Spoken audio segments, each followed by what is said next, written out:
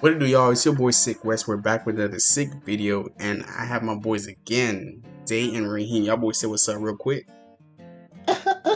Yo. You. There you go. There you have it. And today we're doing the PvP tier list. Finally, I know y'all were waiting for this, and look, we're gonna bring it to y'all today. So this is gonna be a small scale PvP tier list. So basically, it's gonna be 1v1s and 2v2s and nothing really crazy.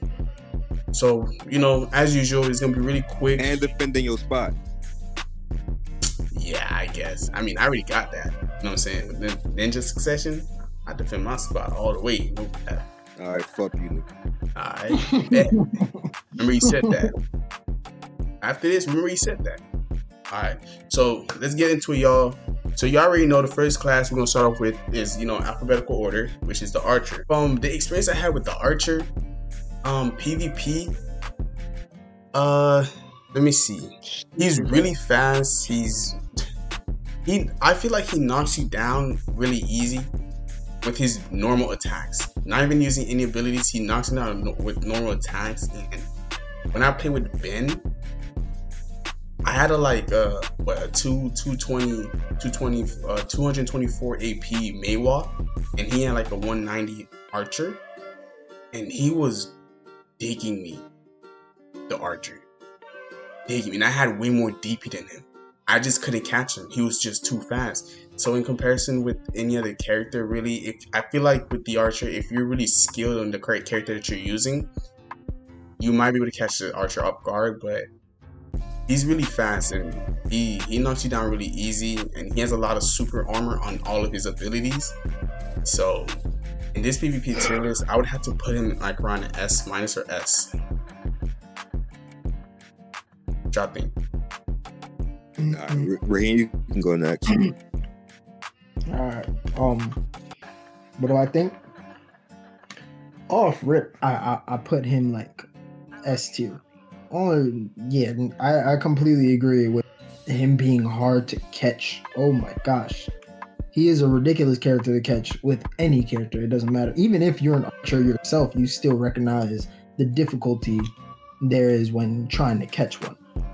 He's very, very protected. He's very, very quick, and he does a lot of damage from range. And he's an overall hard character to deal with when it comes to PvP.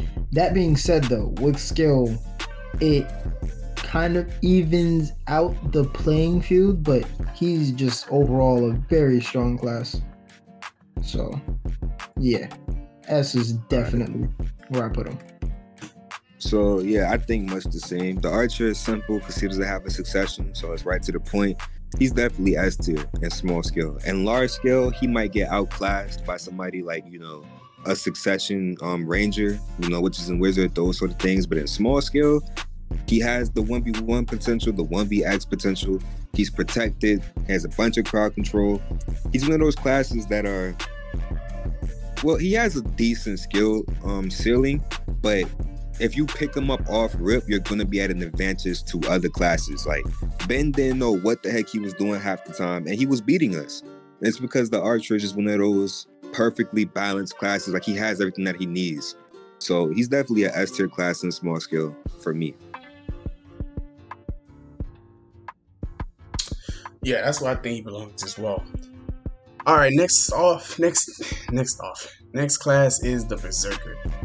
And like the Berserker, I have yet, for the amount of time I've been playing PvP, I have yet to fight Berserker. I think I did, but Lucky not you. No, I think we were 1v1ing, and I think one, like, you know, a random person came out of nowhere and just started attacking us. And he picked me up. I had full health. He picked me up, slammed me down, and hit me with one ability. I'm not sure if he was using a what's it called? What's that bit called again? What are you talking about? Like the class that's not yours, that you just set up.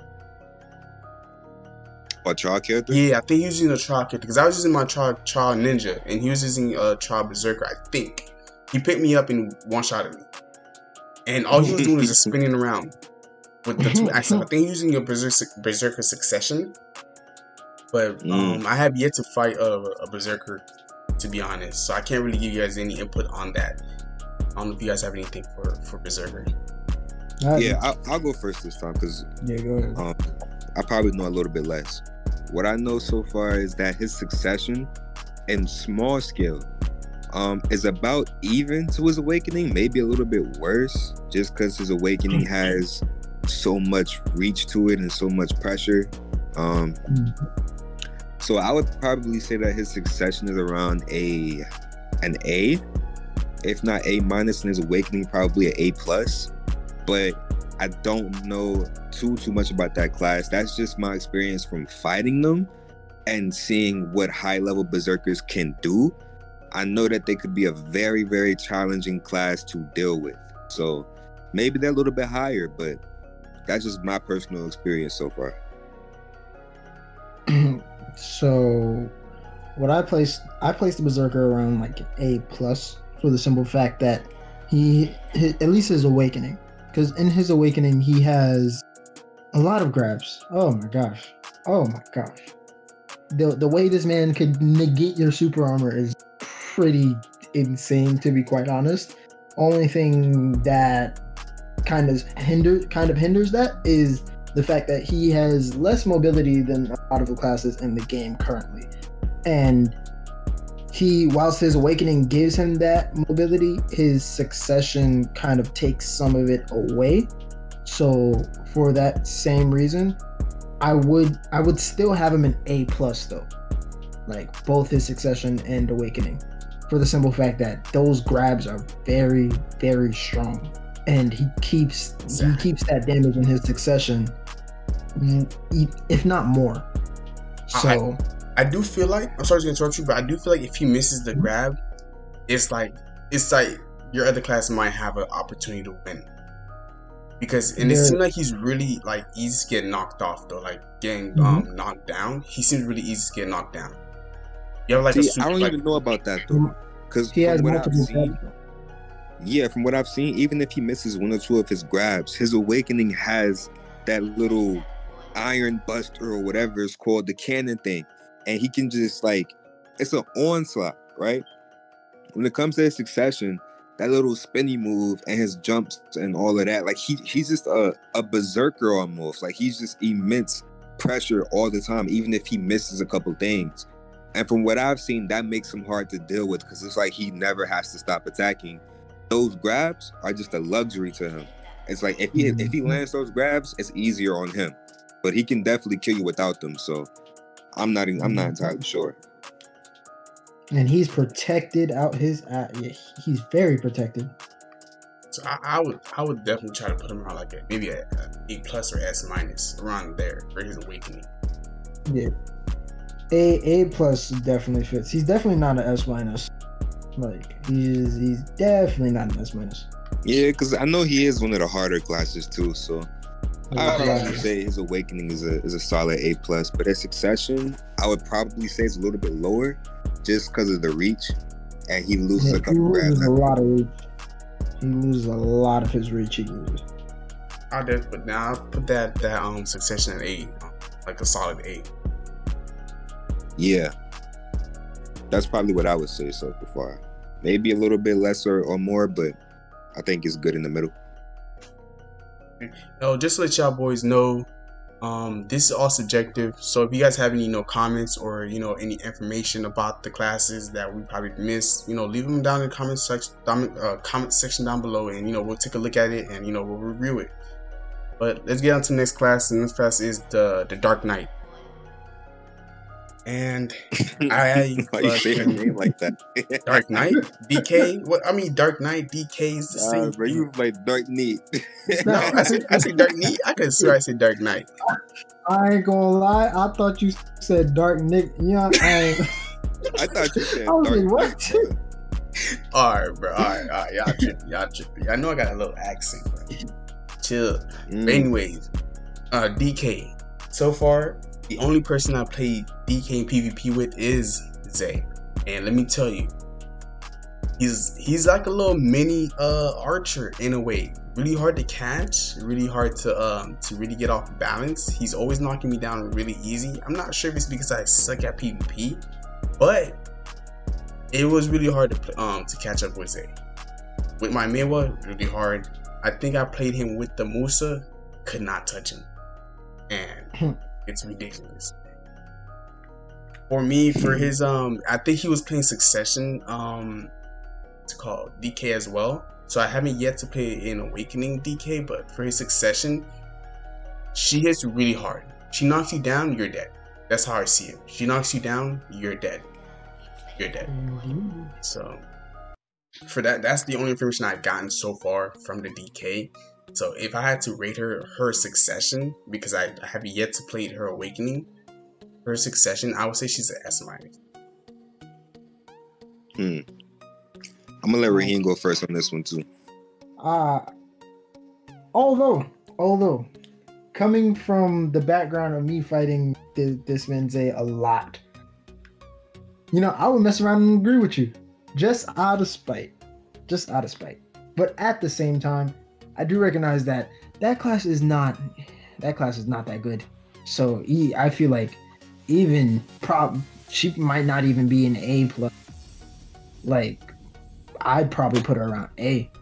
She doesn't have a grab. She's really hard to use. Her mobility is pretty much all that she has to her. Her range is limited. Her knockdowns are hard to confirm. She's like a bootleg sorceress, to be quite honest with you.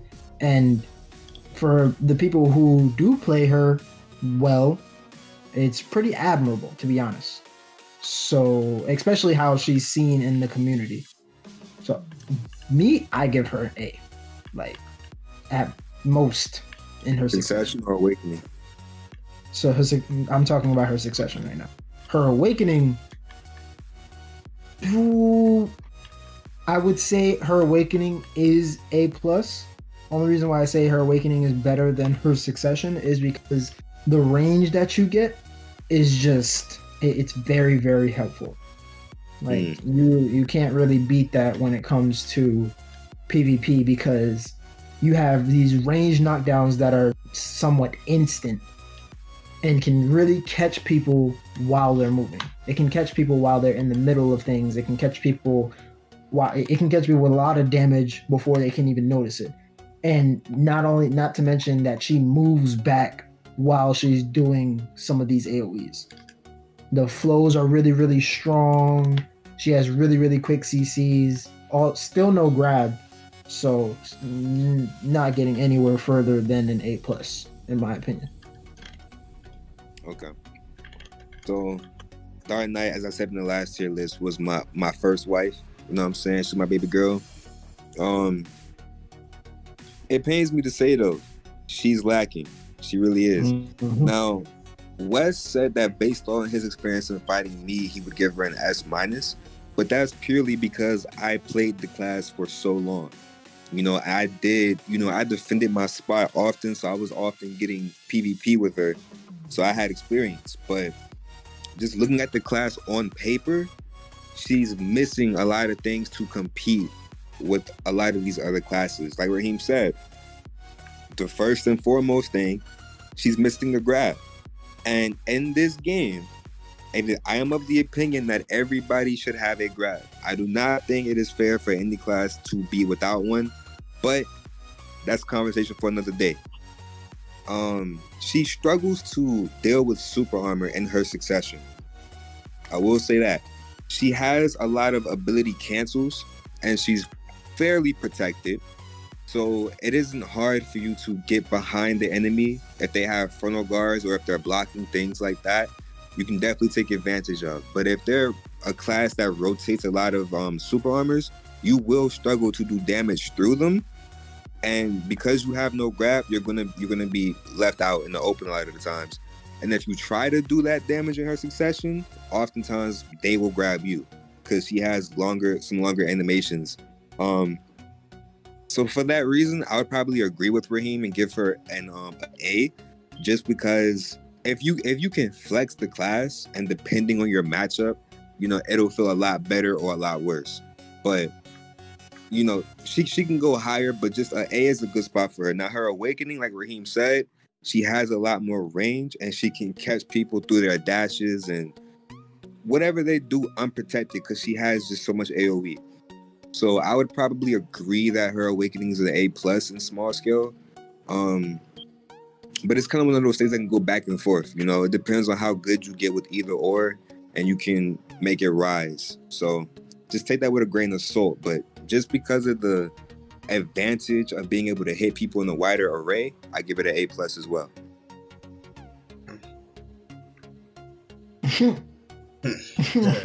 Them times with that DK, not fun. I'll tell you that.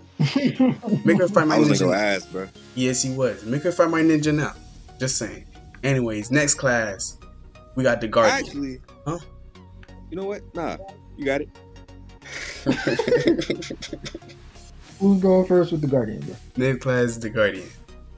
Bro, no. Let me talk. Let me fucking talk, bro. I swear I hate people who play Black Desert on this game. This happened to me and you, Raheem. Me and you was 1v1ing. And this Guardian, remember when me, you, and Ben was over here chilling? This Guardian came out of nowhere, hurt the awakening one, bro. Oh, I ridiculous. could not touch her. Stupid. I couldn't. Every second I'm getting knocked down. We tried to jump her, killed all three of us at once. I've never seen a class like that in PvP, bro. That is ridiculous. She ran me down like a hawk, bro. Like a bull. Oh my god. And then the thing is, she has so much. Y'all have to talk about me with burn. Bro, her burn is ridiculous, bro. No. Her burn is ridiculous. And it has a wide range. That means, like the ninja, not looking at you, will hit you down, hit you without even you looking at them or her looking at you. Bro, it is ridiculous. Bro, I don't really know too much on the Guardian's Awakening or Succession, but that Awakening to me is really good. And I don't know her flaws yet because I rarely played against her, but I would have to keep her on like a plus. I don't know about you guys, but I think that's fair. I'll go first in this one. I think that her Awakening has, you know, some of the most reach in the game. So a lot of, like we were saying with Dark Knight, a lot of her crowd control can catch you if you're doing things unprotected in the distance, you know? So it makes her really, really good in small scale. And 1v1s, not as much as some of the other classes for the simple fact that there are quicker classes who can also grab her out of a lot of her moves. But in 1v2s, 1v3s, 2v2s, all of that, she really excels because she just controls so much space in her Awakening. She really does. She's like a mage in Smite. You know what I'm saying? Like, she can control where her enemies go a lot of the times. So that makes her really, really good. So I would agree with the A+. When it comes to her Succession, though, a lot of those strengths get taken away. I'm not entirely sure how her Succession stacks up when it comes to speed, because I didn't play her that long to really tell. But it got sped up. It got, so sorry to cut you off, but are you straight? I just really wanted to inform you, it got sped up. So like a lot of her moves get sped up when she switches to Succession. It's a little passive she has. So she's quicker. Yeah, she not necessarily quicker than her Awakening, but she speed, because her Awakening she could really throw out a lot of moves. But it's your turn right now, so I just wanted to make, you know. Okay, well, on that note, she may or may not be quicker, but I believe she does a bit more damage in her Succession because her moves are a bit more precise, or they cover a smaller area, but they hit a little bit harder. In terms of crowd control, though, I think they're about even. For the simple fact that I think she controls less space, I would probably rank her lower, maybe an A-, or I think an A- is probably what I would give her. But Raheem, what do you think? 'Cause I don't know that much about her Succession. Her Succession, well, I didn't even rank her Awakening yet, but her Succession, A- is, I feel like A- is too low. I feel like she could definitely stack against the others, and definitely probably I would most definitely put her in A or A plus because she has a ridiculous amount of protections, and I mean a ridiculous amount. Not to mention she hits hard as, oh my god, that and her range is amazing. So I feel like it's unfair to put her against the Dark Knight Awakening, so I would give her an A plus. Yeah, definitely. I mean, but I think that her awakening is similar to Dark Knight's awakening, but her succession, she loses a lot of that control of space. Even though she has a lot of range, she doesn't have it in the same way that her awakening does. Even Dark Knight she covers a wider area of space than her succession. Not necessarily, because okay, so for example, her succession increases her range further. So like a lot of the moves that go get a bigger range. So I would consider it comparable to the Dark Knight's range, because mind you, she only had the Dark Knight Awakening only has those awakening abilities that get that range. Her pre-awakening abilities stay the same, whilst the Guardian Succession gets a lot of range off the bat, and then gets more range when they go Succession. But the reason why I say the Guardian's Awakening isn't the same level as the DK Awakening is because the Guardian Awakening has a grab, and a very damn good one at that. So I most definitely, in my opinion, her Awakening is F minus, just because of that grab and all of the range that she has. So yeah, I'm not gonna do a class with a grab that's tanky with a lot of super armor is dangerous. It's very, very dangerous. Very, very strong class, especially in 1v1s where it's hard to get through all that burn. Like Wes said, she's a very, very strong class. Like she can hold her own against damn near any class. So you say you would rate her a S minus? So her Awakening S minus, just her Awakening. Mind you, she loses the grab when she to success. Okay. Yeah. Wait, I thought she had a pre-awakening grab too. If she has a pre-awakening grab too, and I'm wrong, then I did not see when I was PvPing that Awakening Guardian did not grab me at all. What she did mostly was run me down, like charged at me, like bro. Yeah, because there's no need to. You don't need to grab.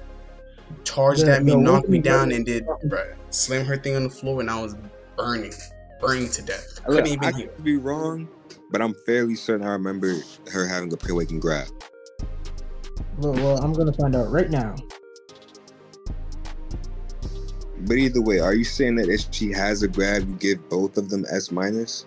Yeah, if she has a grab, I believe that they give both of them. I would give both of them S minus. No, forget it. Yeah, it doesn't have a grab. I was correct.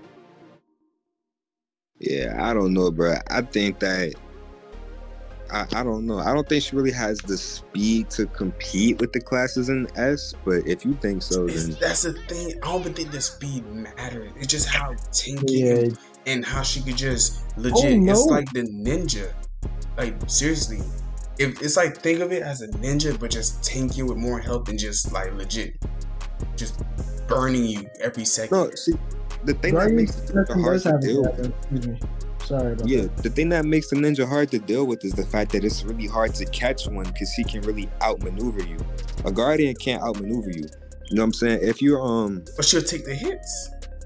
She can right, but if you're a class with the grab, or if you're a class who can get behind her fairly easily, you can counter her a lot of the times. Because when I was playing. That's the thing. I tried. I was a class with a grab and try to get around her, and she would. It's not. I mean, I'm not saying it's not possible. Maybe, like I said, I'm not that great at PvP, but I played against you guys a lot more times with that ninja and gotten a whole lot better getting around y'all. Getting behind her, grabbing her, did nothing. She legit just. I mean, that's what I'm saying though. Like, not only were you're better now than you were then, but also that guardian could have been far more geared to you. Like you never know where her build could have been. When I was fighting guardians who were of equal gear score, when I was playing my Dark Knight, that's all I did. Like I fought like 4 different awakened guardians in the battle arena, and like 3 more at Polly's, because Polly's is full of Guardians for some reason. But either way, when I was fighting them and we were of equal gear, around equal gear anyway, I would always just get behind them because they use a lot of frontal guards. Guardians often try to out heal your damage. Exactly. You know what I'm saying? I saw that. Yeah. So well, okay. I don't know. In terms of putting them both in S-, it's kind of hard because I put Guardian in S- originally grab, but now noticing that she has 2 grabs, it's hard to place where they'll be. And having I believe that Guardian still should be in S-, but her succession, I think it should stay in A+. My reasoning for that is that even wait, though I'm sorry. Guardian, You said succession. I could have sworn you said pre-awakening was S-. Well, that's succession. No, he was saying that if it had a grab, they would both be. But now he's changing his mind. Okay. Yeah. So the reason why I'm saying that is because she does lose that range, and if you're talking about even though this is more of a small scale like tier list, that large scale that Guardian Awakening you can't really ignore that. Like, and it's hard. It's still very important in small scale. Exactly. So she in her awakening, she not only gains another grab, but she also has that grab from her pre. So I feel like it's fair to say that she has more tools when it comes to her awakening than her succession. So therefore, her succession I would keep at an A+, like a high A+. Yeah. And damn near an S- because of the grab, but nowhere too far above that. Like I said, I personally think that there are a lot of classes who with skill can outplay her, because Guardian doesn't have that high of a skill ceiling. She's a bit more straightforward of a character, so that limits, what good players can actually do compared to other good players. But like I said, I'm willing to go with you on this one. So if you think it's an S- or A+, that's fine with me. All right. Hey, this is another class that we probably need some help on, y'all. So if y'all have any, any information for us for the Guardian, please let us know in the comments down below. Next class is the HASHASHIN. Now, for small scaling, OP. Large scaling, OP. Bigger large scaling, OP. These niggas tornadoes just hit everybody and everyone at the same damn time. And them things hurt. And he could transform into one in his... Bro, what? That is disgusting. Playing Raheem is annoying because I can't get anywhere near him. One, he has a tornado that's set up in one spot that he can just teleport to whenever he wants. Two, he can also transform into the tornado himself. That is great, bruh. Yo. I don't even want to talk about this class no more, bruh. Playing this nigga Awakening is hard enough. Let me just, I'm putting him up there as a solid S because I feel like he's really, really good. And people are slept on him because they don't know how to play him. So they just give up on him because they feel like he's, too overwhelming. Don't know how to use him. That's my son. Once you learn how to use that guy and use his abilities, he is ridiculous. Same thing for his succession. That class, they made him really good. Just people don't know how to use them. And I'm going to learn how to use them. Promise you I will. Promise you. I'm going to take my time. So for now, I'm leaving him at a solid S. Huh? That is not going to surprise me if you use his succession. I do. I have to object. A solid S for his awakening? I have to object. I mean, his succession, I put him as an S-. I also have to definitely adjust. Yeah, I would say those two would be flipped, but let's go ahead and let Raheem, talk so we can get on with it. So his succession is actually much worse in terms of PvP when it comes to what he can do, he loses a grab. in when it comes to his succession. He loses a grab, he loses his range, and he loses a lot. Like, and I don't think people like understand like how hard already that he is to use, but in his succession, it becomes significant. Imagine me without all those damn snakes to catch you guys off guard. Imagine me without it. And that's what I am. Like that's what the succession is. Like it's really, really, really friggin' hard. Mind you, in PvE though, that's a different conversation. Of course, he's a really strong class in PvE. But when it comes to PvP, when you lose something as detrimental as a grab, when you lose something as detrimental as a teleport, when you're losing those things because you didn't pick Awakening, it affects you drastically in PvP, especially when you're already a hard class. He was already hard as fuck to play. He was already hard, like already a difficult class to play, and it just made it kind of made it harder in terms of PvE. It made it easier, but yeah, in terms of PvP, I definitely think his succession is worse, and it suffers a bit because he has nothing other than he gains invisibility. But to be quite honest, I'd rather have a grab, and I don't think you guys object on that. So his awakening though, in S, I am very willing to agree to that. Definitely, he is a very, very, very strong class. The only reason why I almost what did we rate Archer again? Solid S as well. Solid S, yeah.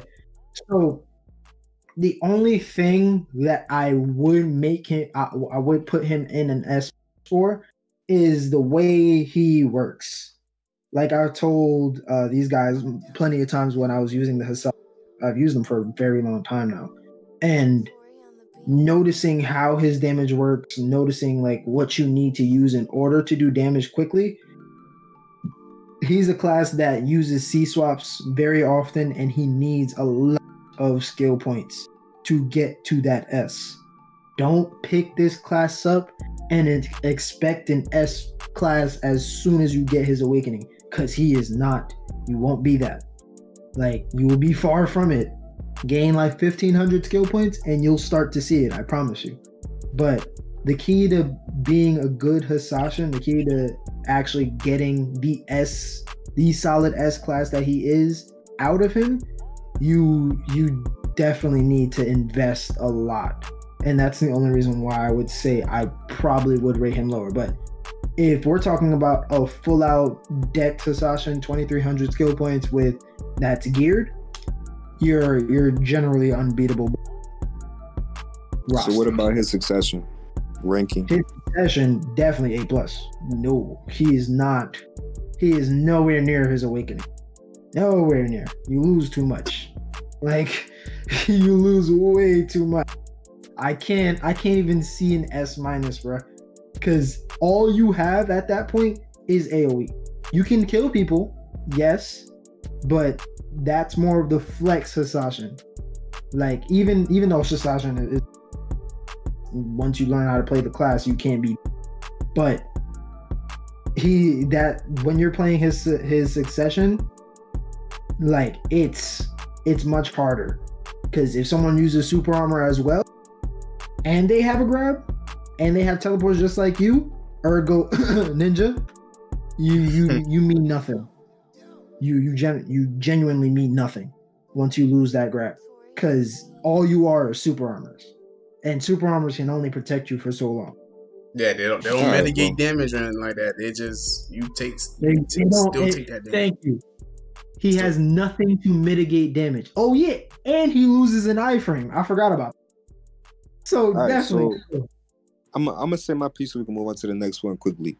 The Hashashin Awakening, from my understanding, he's definitely one of those classes that gets better as time goes on. Like Dark Knight, like LAHN to an extent, like Sorceress, you need skill points, you need levels, you need gear. I mean, there's a reason why like 90% of Hashashins you come across in the open field, and the battle arenas are geared. Like, lower gear players do not play him, and there's a very obvious reason for that. But that does not mean that the class isn't good. If you put time into him, he would definitely feel like an S tier class. So I agree with that.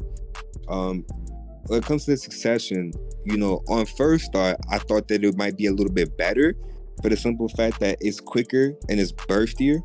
But Raheem made good points. You know, like, you lose a little bit of outplayability in his succession. You lose a little bit more of that that defense that he's really good at. His awakening is very hard to deal with. Like, especially depending on your class, he's very hard to knock down, and he's very hard to out damage because he can throw out consistent damage. His succession kind of loses that. His succession is similar to, you know, a Dark Knight succession, or maybe even a Kuno succession. So with that in mind, I think that I would agree with Raheem and say that Awakening S, Succession A+.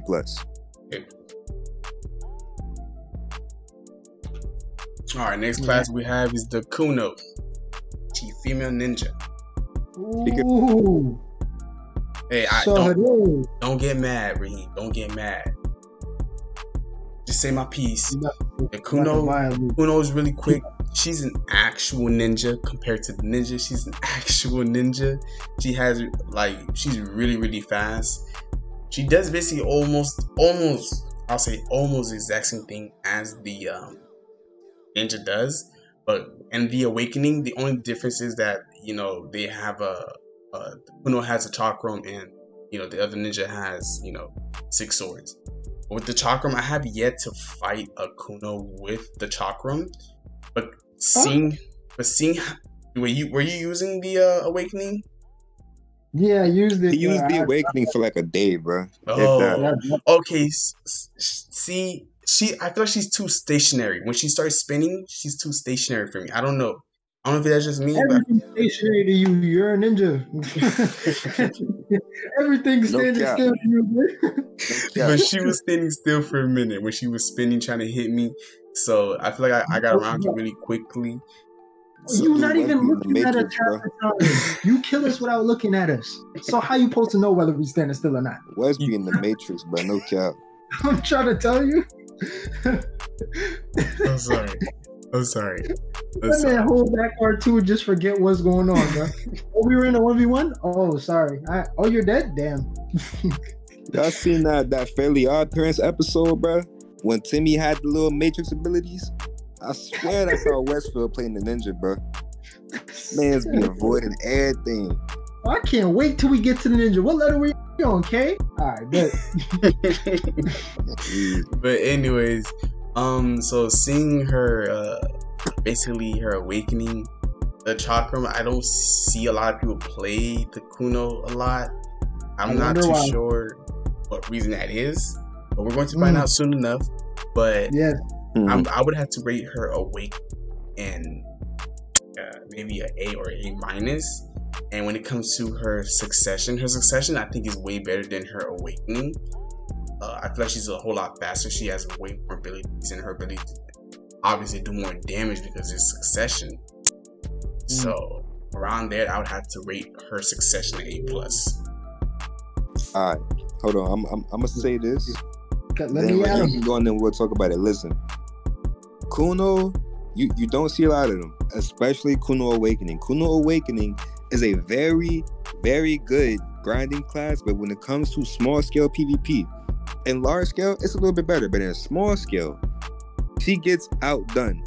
Reason being, like Wes said, she's a bit more stationary. Her moves are a little bit slower, and they're a little bit slower to cancel out of. So a lot of the times you can catch her.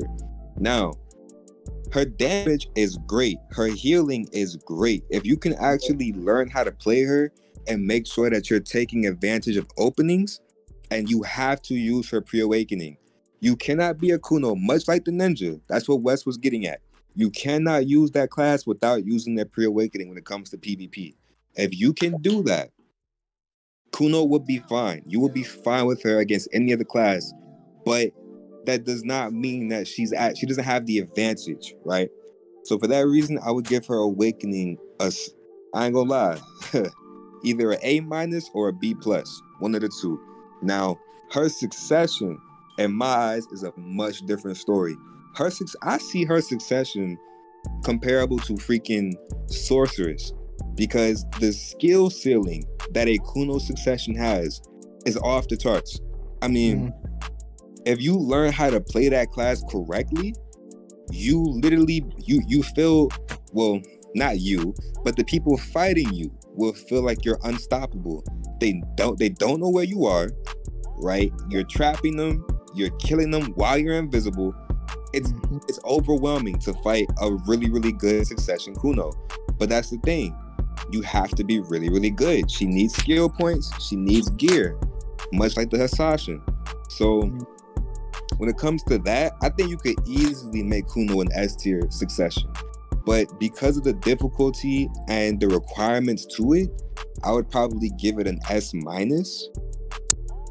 Give or take, depending on how good you can be with the class. But I think that an S- is solid for her Succession. Okay. I disagree with her Awakening being an A-. I do feel like it should at the very least be an A+. Not A+, to be quite honest. Because of that healing and because of that large air stuns, her grab, even though you have to hotbar it, which doesn't make any sense because Ninja you don't have to. And the only problem with this class that makes it seem the way it does, especially the Awakening, because the Awakening, I take that back what I just said. The Awakening is indeed an A+. I can't. I'm sorry to interrupt you. Go ahead. Yeah. Finish. I'll talk. Finish. Go ahead. Go ahead. All right.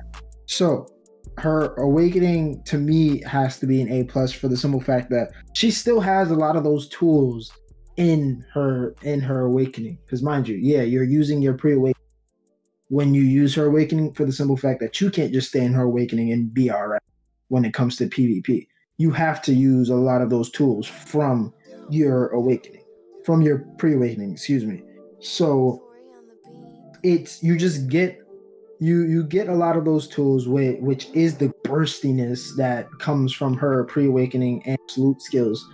But at the same time, you're keeping that range with the chakram, you're keeping that range, and you're keeping that heal. The heal that she has along with that is really, really good.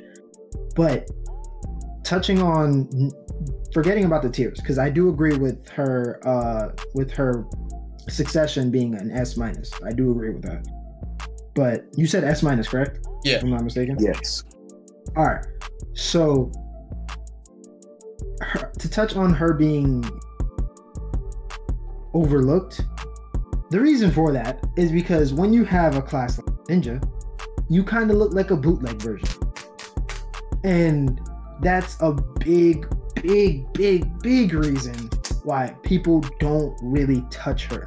It's hard to sit there and be like, hey, I'm gonna pick this class that uses the same weapons but this class is much better. The Ninja is much easier to use, depending, not his Awakening, but his Succession, much easier to use.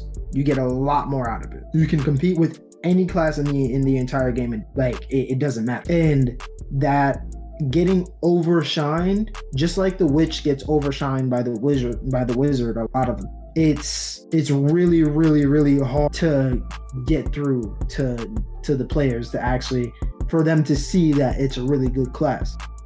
Like, there's no doubt about it that it's amazing, which is why I put its Awakening at A+. But when you have an Awakening like the Ninja that's more cliche audience and it's better, it's really hard for that to stand a chance. I see. And here's the thing, going off what you just said too. Witch is less overlooked compared to Wizard than Kuno is to Ninja. Reason being, yeah, this is a large reason why I say her Awakening for me is dang near a B+. If not an A-, is a B+. Because unlike the witch can stand her own. The witch is in a lot of senses OP in her own rights. But Kuno Awakening is not. Kuno Awakening Compare, because Ninja Awakening is like the best, if not one of the best 1v1 classes in the game. Kuno is nowhere near that, especially considering the fact that this is a small scale tier list. Like Kuno's Awakening just has too many disadvantages to me for it to be an A+. Because she gets overlooked so much because the ninja does so many things better than her. And it's just like, compared to her Succession, for example, her Succession is a lot more burst damage while also not having the downside of long animations and not being able to cancel as well. That's what makes her Succession so good, is because you can cancel and flow really, really well. You're never stuck, right? Mm-hmm. Her Awakening, on the other hand, in order for you to do damage, you will be stuck, right? Even if you aren't confirming the damage, if you want to CC, you're going to be stuck. If you want to try to CC, or if you want to try to do any amount of things, you're going to be stuck. So, especially considering like 2v2s or 1vx, the Kuno Awakening cannot hold her own nearly as well as most other classes in the game. So that's why I have her ranked so low in her Awakening, just taking everything into consideration. Because, Raheem, tell me, if you're playing Kuno Awakening and you're in a 1v3 situation, compare that to every other class, right? Mm-hmm. The Kuno falls short, does she not? Indeed, she does. She loses the ninja step that ninja has. She doesn't have it anymore, and she loses mobility because I don't know why they withheld her from getting that, but yeah, she does. She does indeed. Other than her heal, though, she has a large AoE, but and that's what I was getting at by interrupting. But that heal takes time. That heal takes too long. You die too quick. Die too quickly, exactly. That's what I was trying to get at. I'm like, yeah, she does the damage, but compared to the other classes, they were mow her down. Even if it's a 1v1, 1v2, 1v1, she will get mowed down by some of these characters. Maybe not the SHAI, you know what I'm saying? But the other characters, bro. You about to get all the Kunos on your shit. And listen, bro, for any Kuno mains, like I said earlier, her Awakening is great. It's just compared to other classes, she falls short. So you have to do extra work. Like how we said about the Tamer and the last tier list for PvE, you lack things, so you have to work harder. But if you get to that skill level, you'll be absolutely fine with the Kuno, because you'll know what you can and can't use. But you know, that's the name of the conversation, is what you can and can't use. So we spent too much time on her already. Let's move on to the next class. Nope, you're done, Raheem. Yeah, let's go to the next class. So her Succession is S-, and her Awakening is A-. So next class is LAHN. LAHN. Alright, get off your chest. What do you have to say? Get off your chest. I feel kind of bad. Bruh, she cannot be no A-, bruh. She have an A+. You really want her at A+. The Kuno Awakening is not A+, bro. Okay, look, listen to this. That's not what I asked him. Whoever watches this part of the tier list of Kuno, if you believe she's an A+, put it in the comments down below. And if you believe that she is fine at A- or lower, put it in the comments down below. And I will gladly change it myself, and I will apologize to Zay. I said Zay. I'll apologize to Raheem. Okay? You answer my question. What's your question? Who do we have at A+ right now? A+, we have Berserker Awakening, DK Awakening, Guardian Awakening. Guardian Awakening. And Hassan. Me take it back.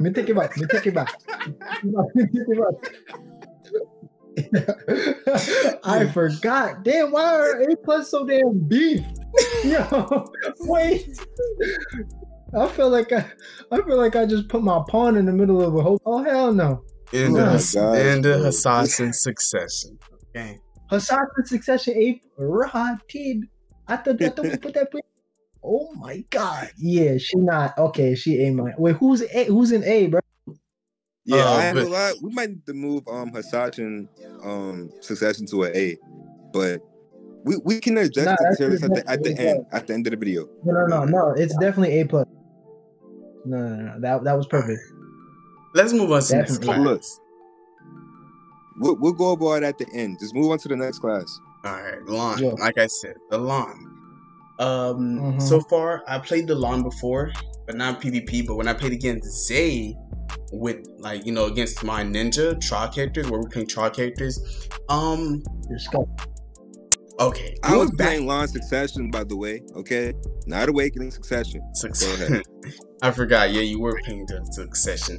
I haven't played I have played Awakening. Ben don't count, bro. I'm so sorry. He don't count. Yeah, he don't. Ben, okay, but just compared to the moves that he was able to do, he has a lot more grabs. I'll say that much. He has a lot more grabs because he was grabbing me and knocking me down. He just didn't know how to finish. But he did have a lot more grabs, and he had a healing. Compared to the Succession has no type of healing. I'm not gonna say no type of healing. I'm not sure because I don't play the class. But when I was basically non-existent, bro. Yeah, because when I was playing Zay was not healing. Zay was able to knock me down fairly easily, I could say. But when it came to healing, he could not mitigate none of those damage, and he could not bring his health back up like I was with the ninja. So comparing both of the classes, if I had to compare the Awakening, I would have to give the Awakening a solid A, and the what? I'm sorry. I don't play the class like that. He hasn't fought it that much, Reem. I'm giving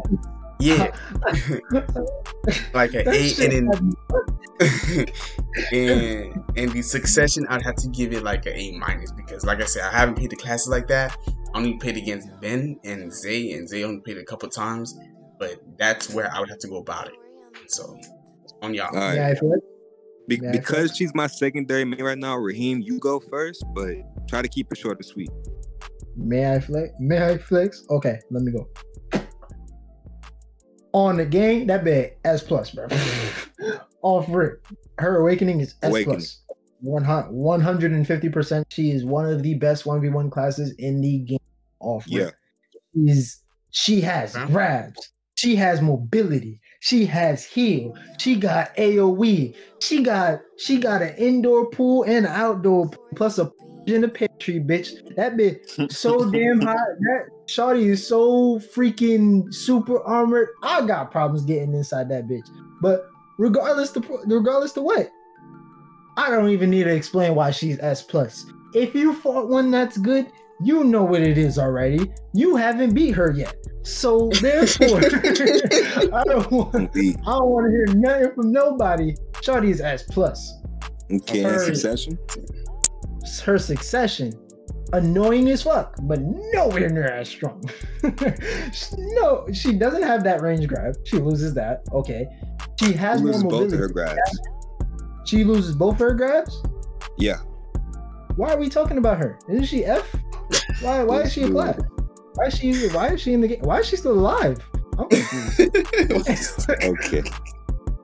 Don't disrespect now. Giving my honor of her Succession, other than like clowning on how broken her Awakening is, her Succession is a solid A plus. At most, I'm giving that shit an A plus. Let me take it over here, y'all boys.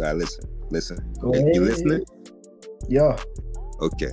Her Awakening needs no explanation. The bit is broken. S plus. And the thank you. Okay. like Raheem said, the grabs, the healing, protections, damage, movement, she broken. All right, moving on.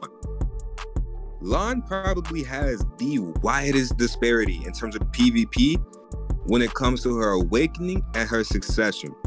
Yeah. Listen, when it comes to PvP, the LAHN Succession is probably one of the worst classes in the game right now. Reason being, it is very fun. That's why I love to play it. Her Succession is very fun, and you can outplay people a lot, right? Mm-hmm. But the problem with it is, you are stuck in far too many animations, which makes you far too easy to counter. She's far too easy to grab. She has no grab herself. Her healing is basically non-existent. The best thing that she has going for her in her succession is the fact that she's rather protected. Yes, she has protection on most of her moves. The problem with that, though, is that she has partial protection, meaning she'll have a protection in the beginning or the end of the move, which obviously is going to leave you open at some other part during that move. So she has like 2 moves that are probably protected throughout the whole thing, right?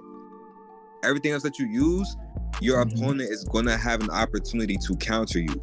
It makes it really, really hard to play, on top of the fact that she's going to be stuck in a lot of those animations.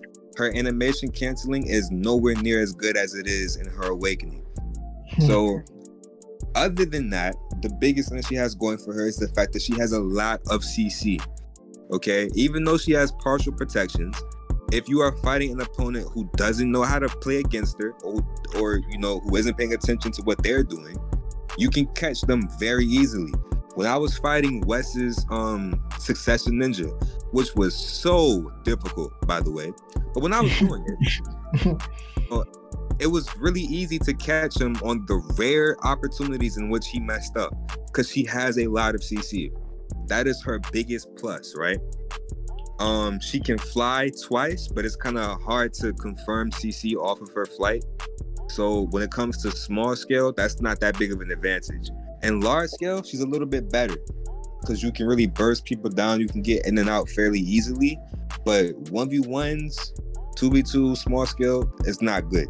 So I would go as far as to give it a solid B, just comparing it to everything else. But like every class in this game, with skill, you can make any class an S tier. Like, I dedicated to getting really good at her succession, which I'm still really bad at it, but I see the potential in it. So take that B rating with a grain of salt, because if you dedicate time to playing her, you can definitely make her work in PvP. But the highest that you were going to get to is probably an A+, no cap. So I'm sticking with a B for right now, because it's a struggle, bro. I ain't gonna lie, it's a struggle. I'm gonna have to give this one to Zay Raheem, only because he is playing Succession right now. You feel me? So yeah, I get it. I give it to my dog. Yo. Next class we got on the list is the MAEHWA. Oh. Clap it up, clap it up, clap it up, clap it up. I'm not even gonna cap. I already played that bit. I already played her PvP, bro. No cap. I played her a little bit. She's really good.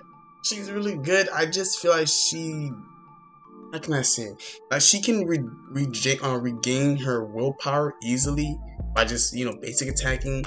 I feel like she has a lot of, she's really quick. She's very, very fast compared to the MUSA, but I think MUSA's a little bit faster. But she's really fast. I feel like she could knock you down really easily. When it comes to using her abilities, comboing, I say it's fairly easy, because it's really all about backwards X, R1, R2. If we're talking about Succession, at least, because I'm not talking about Awakening. Because right now, I didn't touch, like I said, from PvE tier list, I did not touch her Awakening at all, because it was just backwards forward on her attacking, and it was just too annoying. I couldn't get around people. I couldn't do it. But talking about her Succession, I feel like it's really good. And I'm gonna keep it short. I give her Succession like an A+, S- A+, and her Awakening, I would give it like a solid A-. On you guys. All right, I'll go first, because I know a little bit less about her, of course. I played her Succession as a trial character. I played her pre-Awakening a long time ago. Back when Successions were first announced for console. But in playing her entire Succession, I will say she is hard. Okay, she has a large array of skills that you need to learn how to combo, and you need to know what you're doing with the class. She doesn't have the same downside that she had in her Awakening, which is only attacking straight. or in a small cone. She has a lot more AoE, and she has a lot more crowd control in those AoEs. So she doesn't have a grab in either her Succession or her Awakening. So with that taken into consideration, I would give her Succession the edge. It was hard for me to tell because I didn't play Succession for that long, so I moved on to LAHN, right? But it was hard for me to tell whether her Succession was hard to manage or whether it was bad. So I don't really have the experience to say, but I'm pretty sure based on what Wes did to me with that bit, her Succession is just a little bit harder. So I would definitely say that her Succession is a nice A+. I agree with that. When it comes to her Awakening, it's only a little bit down. Because of the fact, like I said, she has less AoE and she attacks in one direction for the most part. It's definitely lower, but her speed, her damage makes her, she's not that far off, right? Because she can really 1 to 2 shot any class in the game if you're geared enough.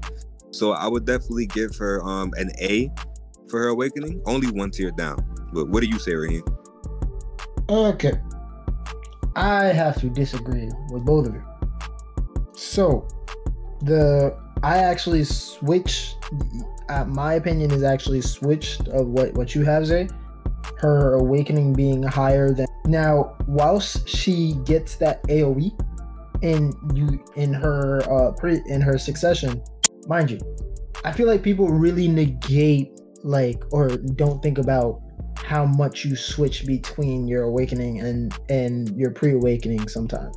Because in her Awakening, you're going to be using a lot of your, and when it comes to her Succession, they don't change the ability enough to where you don't have those CC. You still have those pre-Awakening CCs, those really strong pre-Awakening CCs, along with the damage from your Awakening. So that's still factored into using her Awakening, along with the things that you get from her freaking Awakening. So she has what I don't know why anybody doesn't talk about this, but she has this thing called Oppression. Oppression is it's like a suck and it's a slow. And when she uses that, it helps her confirm a lot of the damage she has and confirm her CC. Mind you, again, she does not have a grab, but I assure you, if this class had a grab, it would be broken. But for that exact reason, I said it would. Yeah, the class would be very, very broken. If MAEHWA had a grab, that would be a disgusting class. But she doesn't have a grab, and that's the only reason why she's A+ and not S+. Like, literally, like that is perhaps her attacking in one direction in her Awakening is like that, along with her not having a grab, probably the only things holding her back. She's one of the fastest classes in the game, which is why it is very easy for you to dodge and get damn near. You have 3 different slows along with an amazing heal. You can heal half your health without touching anyone. Like, you don't have to attack to heal. If you attack to heal, you can get your full health back. And that doesn't matter what health you're at. A really good net. Huh? See, here's the thing where I see with that, right? Like, I think that she would get away with a poor grab. Like I said, I think every class in the game needs a grab. I think hers just needs to have some limitations on it. You know what I'm saying? Mm. But when it comes to, yeah, she can use her pre-awakening skills, but they are weaker versions. Like in her Succession, those exact same skills get better. So the reason why I put her Succession a little bit higher is because they end up doing both just more efficiently. Her Succession skills do the same damage, if not a little bit less, but still enough to burst any class in the game. They still do that compared to her Awakening, but at the same time, she has more AoE, she can hit a little bit easier, and she can outplay a lot better when it comes to flexing the class, because she has more options in what she can do. That's how I look at it, because in terms of a trade-off, the biggest advantage that I've seen that her awakening has is just the one-shot potential. But other than that, her awakening doesn't have an advantage over her succession. I do agree. And then in that case, I feel like they should be the same. Because, mind you, her damage and her succession, when it comes to her absolute skills, they're not that far off. Like, they're not far off at all. That's the main reason. Yeah, but you aren't going to be using absolute skills when you're using awakening. You know what I'm saying? You might go in your pre-awakening to get the CC, but in terms of damage, you're going to be doing damage in your awakening. So when it comes to comparing the two, you aren't getting that much more in your awakening than what you're getting in your succession. And the succession has more advantages. That's the point that I'm making. Like, when it comes to absolute... Mind you, her... Huh? Go ahead. I was gonna say, mind you, she does use the damage from her pre-awakening. Because like, for example, the skill blooming, it does a crap ton of damage, whether absolute or... And that's another one of her most damaging abilities. Like, oh yeah, blooming's OP. But I mean, most people use blooming to confirm a crowd control though, because it's a really, really good CC. But after you land that, what are you gonna do? Switch to your awakening. But when it comes to succession, you know what I'm saying, it's no different. But that's what I'm saying. Like, I don't think that succession's over it. I think in terms of efficiency, regardless to what you're one-shotting them if they get down. But that's the thing. Like, you have all these pluses along with, because mind you, you don't have that slow when you're using her succession. You lose that slow. You lose that suck. You lose some of that. I wonder why. You actually lose a lot of that heal now. It's because if she didn't have that in her awakening, she'd be far harder to actually confirm her damage. That's basically the point that I'm saying, is that her succession eliminates that weakness. It is far easier for her to confirm damage and confirm CC. She's still just as protected and she's still just as fast. She might lose a little bit of healing, but at the end of the day, she doesn't really need it. You know what I'm saying? She needs more healing in her awakening because she's probably taking more damage. All right, I still feel like they're in terms of aid. But it all goes back to what Zay was saying before too. Like, you probably don't like the bad things, not bad things, but like the things that are, like Zay's talking about, are things that probably normal characters playing MAEHWA will probably have, that you don't have, because you probably played the character so much, you probably already know how to get around those type of things as he's talking about. That's where it comes to how skilled you are with that character. You know what I'm saying? So if I were to use that character, I might run into that same problem as he's talking about, and I might, keep her up. Like, nah, I'm not playing her. I'd rather play the succession. That's why I said I didn't play the awakening. I thought there were just too many things I had to worry about in the awakening. Exactly. Then just going straight to the succession, not to worry about none. Or going back to my going back to my awakening. I should just stick with the succession and just do everything all in one. You know what I'm saying? So that's why I'm trying to see. I see where Zay's coming from. That's why if someone were to play the awakening, too much for them to keep going back and forth, because no one wants to do all this extra stuff. We just want to get straight to the point. You know what I'm saying? So doing all the extra stuff, yeah, it could be cool, but when you play PvP, you're not trying to be cool. You're trying to get the nigga out of there. Trying to kill that nigga quick. You know what I mean? You're not trying to waste no time. So that's just what I meant by efficiency, bro. It's like you can't deny using her awakening is harder. Like, you have to try a little bit harder, because it's more weaknesses. Yeah, I mean, it's cool. Right. You like that, but as we both know, most people don't want things to be harder. Don't want to do that. You don't want to sit there and just keep attacking. You want to one-shot that. Excuse my language. Anyways, alright, so we're leaving her succession A+ and her awakening A. So let's just move on to the next class. Like I said, if you guys have any, have any information about the MAEHWA or any class that we're talking about in this tier list, leave I want to hear them in the comments. Yeah, just let us know what you guys think, because we're just basing it upon our experience. We're not fully experienced all the way through with Black Desert. So just, give us, the information that we probably missing. You feel me? So next class is... I ain't gonna lie, speak for yourself, Playboy. Alright, bro. We... Wait, Zay, huh? Yeah, Zay. Nah, none. Alright, bro. Raheem, me and you actually study this, bro. Like, to be honest, I'm just and if we don't know something, we'll admit that we don't know. So, I'm going off by what I experienced. Okay, all right. But anyway. I mean, it's still hard to like rate these classes regardless of. Yeah, it's personal opinion. It's all about skill, really. It's all about the skill of your character. How well you know your character.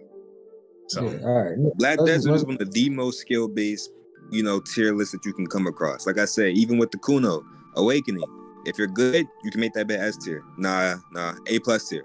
So, straight. he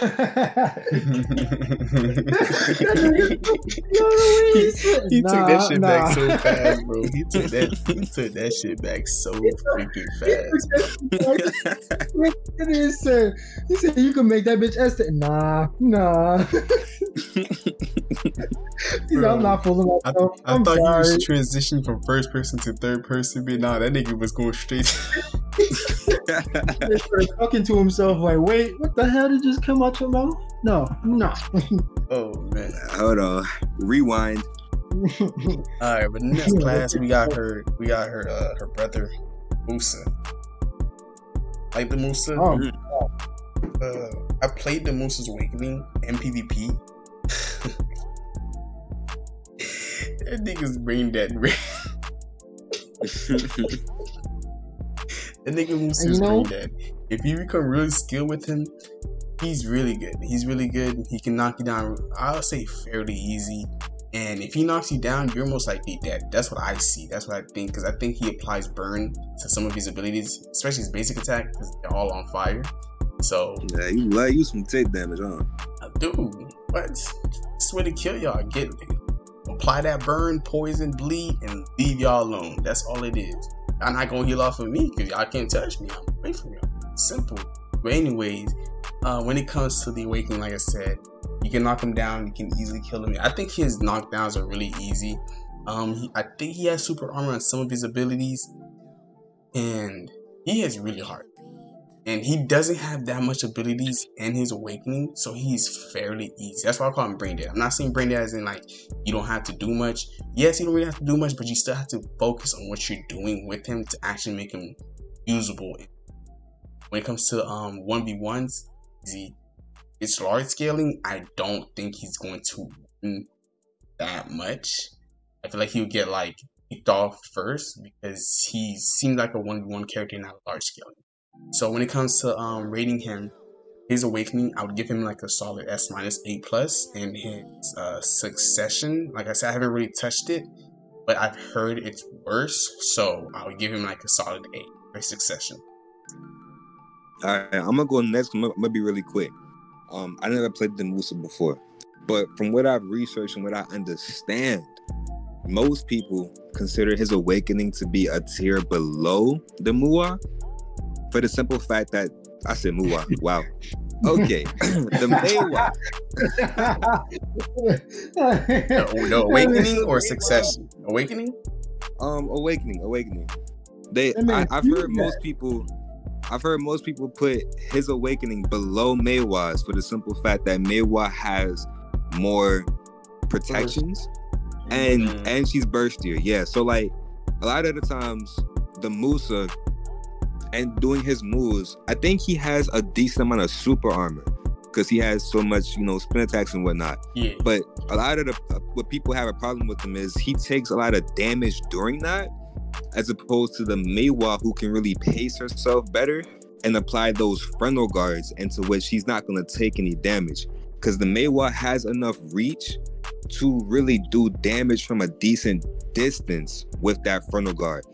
Whereas the Musa is much more in your face and taking your damage, and he has no grab, so there's nothing stopping you from doing damage to him while he's attacking you. Or And like I said, yeah, and he's a little bit less protected overall. But that's just what I've heard. Like I said, I never played the class, so take that with a grain of salt. And when it comes to his succession, I've heard that it's harder, but it does the same thing. So I've heard that people put it a little bit lower just because of that. But like I said, never played him. So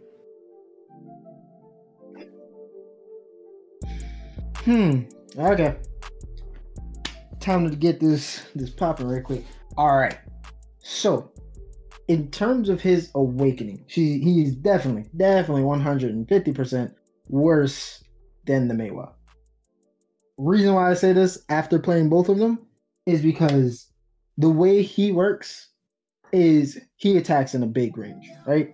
That pressure of him attacking in that big circle is amazing when it comes to PvP, when it comes to PvE, not PvP. It's different. Like you can't really apply. You're not exactly HASHASHIN. You're not a witch. You're not a wizard. You're not either of those. And that becomes very, very apparent when you start PvPing with the MUSA. Like it really shows you like, hey, I'm not these big AoE damage. I can't keep this shit up. I have to get out and get my opponent to get CC'd. Like you have to CC them. If you don't, you will lose. And that's the thing about the MUSA. While he has all these AoEs, he really, really falls off because he's not as bursty as the MAEHWA. He can't just get somebody down and one-shot them and be done with it. It's really, really hard. It's not really, really hard, but it for him than it is for the MAEHWA. In terms of his succession suffers because it loses AoE. His succession has less AoE than the MAEHWA's succession. And that's the mind-boggling part. His blooming is worse than hers. Why? Because it goes forward. Like he'll be blooming and it'll keep going forward. But hers stays in one place, making her very, very, very good assassin. And that's something that I found out playing his child character. Very, very, very, very, very. But it was really hard to discern where he is. But after like thinking about the MAEHWA, he's definitely like A minus for his. Yeah, I think both are just a tier below MAEHWA. Yeah. Okay. So awakening A minus. Succession. I'll probably put that. But a great flex class though. No cap. If you can get go with them, you'll be straight. It's a little bit harder than some of the other classes, but you could do it. I believe in you. Sure. Go MUSA. Go MUSA if you want to die. Anyway, yeah, go. That man's succession definitely. Put that big B plus. Put that big B plus. Yeah. Like, oh my! When I was using it, I was hella disappointed. I don't know, bro. I don't know if it's down there. I don't know, bro. It's definitely under his awakening. So gotta be. I mean, I've been told that his succession is like not that good compared to his awakening. So it's not. It's 100. I'm telling you. I can't talk about that because I'm not experienced with it. So I'm gonna leave it up to you guys that's watching it. Put in the comments down below. That's why I like it. Alright. So next class. B plus. That's why I put them. But for now, next class we have right now is the Mystic. And oh god. Just I'm reminiscing about the ass, bro. Traumatized. I'm traumatized, bro. Oh, traumatized, bro. Traumatized. And the guy that traumatized me is in this Tierlist talking. It's crazy. And he's not saying nothing right now. He's quiet because he know it's coming. He know it was coming. Look at him laughing. Or anyways, listen, bro. That bit is a hoe. I ain't gonna lie. That mystic is something else. Her and her little dragon buddy are something else. Okay, there's something else. There's weed. I can't. It's been a minute since I PvP'd with a mystic. I'll say it's been like what 4 or 5 months, Zay? Maybe. Yeah. Yeah, so it's been a minute since we actually PvP with the mystic. Things might change now since I have the ninja, but yeah. So from my experience with that mystic, it was really hard to actually keep up, and I would consistently die. It was really hard to keep up. She was really fast. Her abilities, like she has a lot of super armors in her abilities, and she can. It's not going invisible, but it's like she could hit you. How can I put it? I don't know what move it was, Zay, but it's like where if you were playing, like you were fighting a bunch of people, right? You would tag each and every one of them by just teleporting one, hitting them. Like, you know, you would do 3 hits, but you would hit 3 different people. You know what I'm saying? Yeah. It was that move, and that time when you. Yeah, I know what you're talking. Yeah, when you're using that move, I could not touch you. It would just, you would do it so fast, and then you would transition to the next ability with the dragon. I couldn't keep up. I haven't gotten too much experience yet, but her awakening, I would have to give her like awakening a A+. I know I'm rating these guys really high. I'm just not that experienced yet, or probably rating them pretty low. I'm not either or, but I haven't gotten that much experience yet PvP with some of these classes, so that's why I'm rating them the way I am. So don't judge me. These guys in the Tierlist are the professionals, so I'm just working with them right now. But anyway, I would have to give her awakening either a S- to a A+, maybe a solid S, because like I said, things change. And with her succession, I've been told that her succession is way better than her awakening. So not sure how that is in PvP. So I'm gonna have to just give her a solid S for her succession as well. So yeah, go ahead, Raheem. Go ahead. I said something. It's all the bomberized. You know what? I'm not gonna go Jamaica. Yo, bruh, that bit. Oh my god, I can't. Yo, you wanna talk? I have PTSD every time I see that damn dragon. I can't stand that shit. I remember back having a PS4. I remember like it was yesterday. Oh my god, bruh. This might be a little biased because this man has beat me so many times. It definitely is. Can't count on my fingers, bro. I can't. Oh my. The grab, the slow, the heal. It's not like you can't hit her. You just can't kill the bitch. Like, you can hit her all right, and you hitting her. You see you hitting her, but you just not doing nothing. You doing nothing to her, bro. It's like she's just saying yum yum delicioso. Eat them hits up. It's Take like my I'm hits. playing Call of Duty, lagging all over. Bruh, I'm getting hit markers, but I can't kill her. I don't get it. You're not seeing that health moving at all. You trying to figure out what you're hitting. Look, give her your rating and then I'll end it. Hurry up. Shawty is solid S-. Her awakening S- at the lowest bit, but successor. And her succession is definitely S+. I'm not gonna lie. I was gonna say the same thing, but okay. I'm gonna take it over here. As y'all know from the last tier list, Mystic is my affair, my long-term affair. She was a wife at one point. She is no longer. But either way, for context, back in the day, I used to hold every single one of my friends with that Mystic. I'm talking 10-game win streaks. I'm talking 1v2, 1v3. It was crazy. Now, Granted, back then it was a little bit after she had first came out, so she didn't have all of her nerfs and things like that. She was a little broken, but she is no more at that state. Now, Raheem is definitely biased because he got hold the most, and that's okay. We'll give him a pat on the back, right? But when it comes to currently, her awakening has seen numerous nerfs, including her little protected area thing has now gotten nerfed too. Hasn't gotten nerfed as much as other characters, but it's still got nerfed.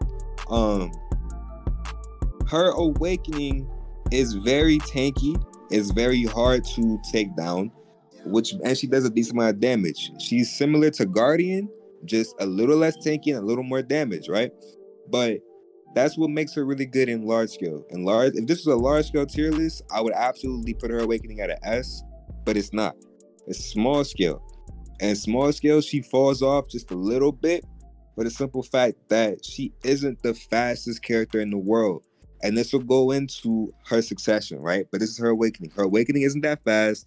She's easy to counter if you know her moves, right? For that reason, I'm going to give her awakening currently an A+.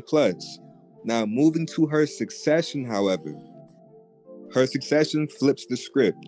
In her succession, you trade a little bit of tankiness for a lot of speed.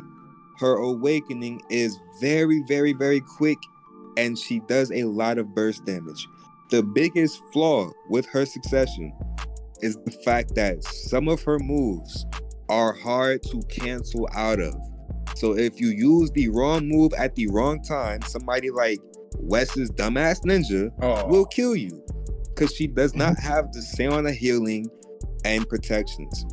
But if you get really good with that class, she goes from, a front line, pretty much, a whole ass front line, to much more of an assassin. Her succession is a lot quick damage, and she can move side to side, front to front really, really quickly, right? For that reason, I'm giving her succession an S-.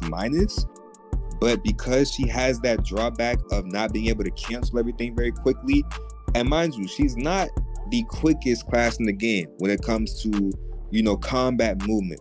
When you compare her to somebody like Kuno, Ninja, they can really confuse their opponents a lot. The Mystic cannot. They will know where you are, okay? But her succession is really good at making somebody think that you're going to do one thing, then you do the opposite. So you can catch people with that. That's the only reason why I'm giving her succession an S as opposed to her awakening, which is a little less damage, a little less quick, and you cannot fool your opponents nearly as much. But her awakening does have that vortex, the dragon, you know what I'm saying? The little thing where she dashes and she can hit you in the back, or if she does the tornado spin, whatever that's called. All that is really, really good in small scale. But, in current gameplay, she can really get countered. So I'm giving her succession a step up because of outplay potential. If you get really, really good with her succession, you will feel really, really good. And that's that. So her awakening is a S- and her succession is a S. No. Awakening A+, succession minus. Down with the heathen. Down with him. Put it like this, Wes. If I was to fight your ninja with a mystic succession, she would lose. Awakening, Bruh. A little bit tankier, but she probably still lose too. I don't know why you keep saying his ninja. Why we keep saying that? Bruh, he's not on this list. He's playing a different thing. The ninja succession is not all of that, all right? But the ninja succession is a solid S. The mystic is not up to him. Oh, well, damn. Now we done skip. Yeah, shut up. Move on. Next class, we got the Nova. Now. Can we do ninja first? Can we just... You want to talk about the ninja first? All right, let's go into the ninja. Yes, my talk, boy, Tim. Let me talk. No, I want to talk. Hold up. All right, we'll start with the ninja. All right, then you go, Wes. All right. Ooh. All right, go ahead. Go ahead. Talk about the ninja. No. It's your class. It's exactly. your class. I'll go last. You gonna go last? I'll go last. That's fair. Say less. Say let copy. Alright, let's get it.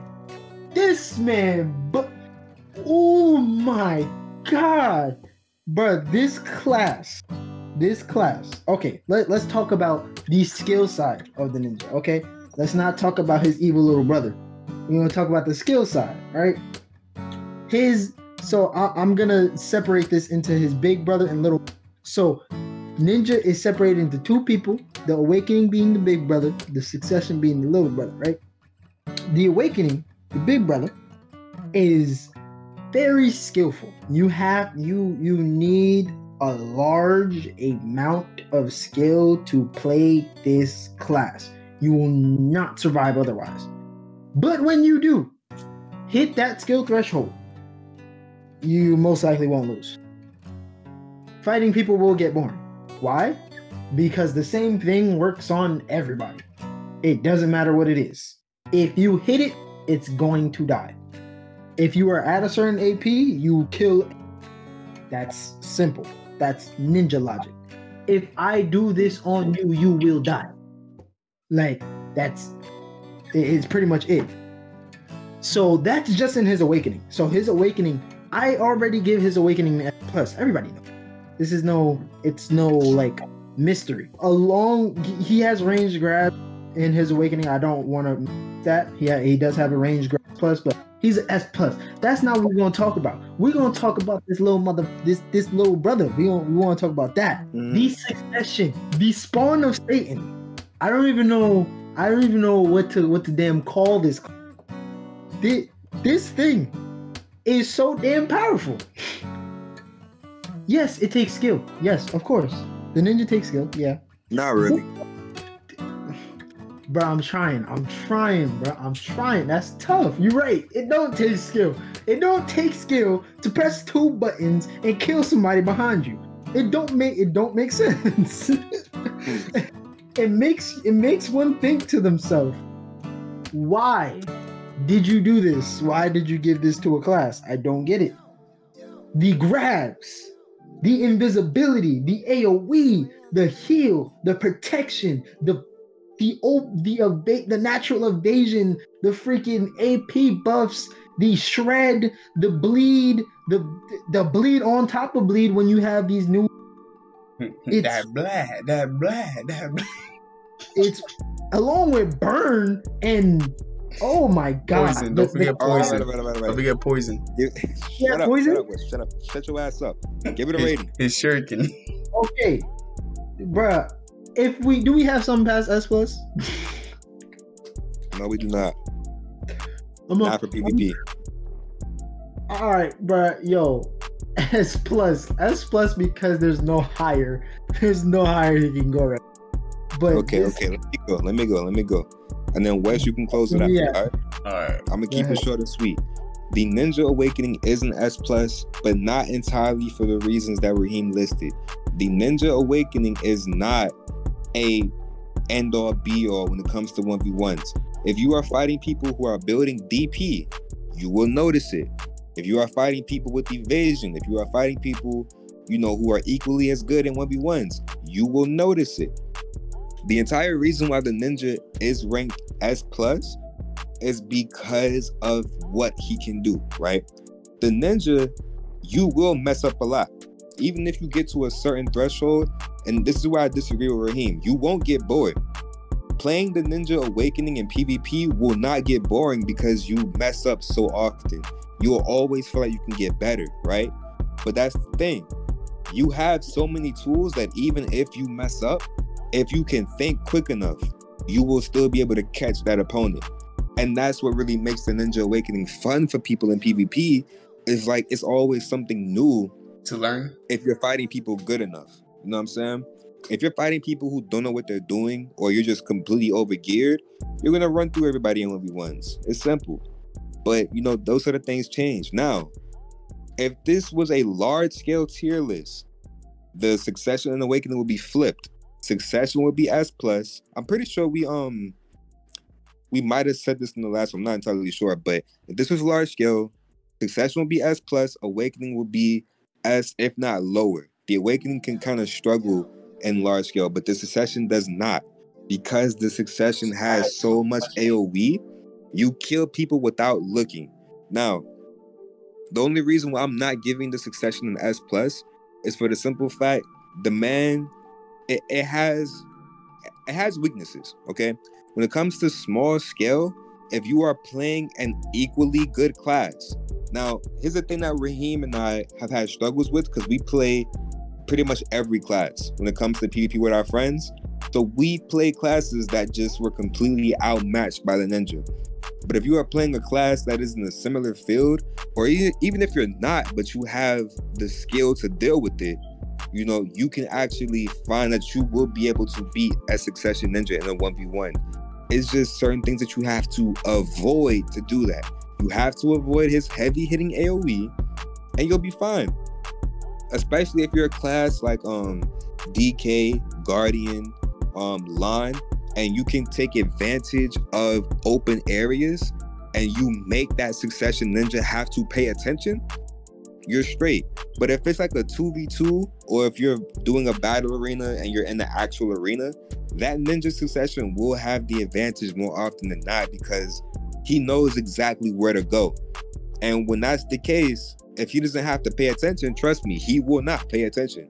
He will just use an ability in your vicinity and you will proceed to die. So with that, you know, in mind, I will give his Succession an S, but depending on who's playing what, it could be a S-. But just to be safe, I'm gonna give it an S, and his Awakening is a solid S+ without a doubt. And Wes, you can go ahead and finish up. I'm gonna keep it, like you said, sweet and small, right? So, Awakening. You're skilled, know what you're doing, you know exactly what you're doing. Like they said, it's S+. That's it. That's all I gotta say. It's S+. I don't know how to play it. I give it a D. Okay, but S+ if you know what you're doing. I don't know what I'm doing. I don't know what the hell I'm doing that Awakening. I told you, too much stance switching, bro. Swords going up, swords going left. You want to switch to your side. I couldn't take it. D, but it is an S+, just because I suck with the Awakening.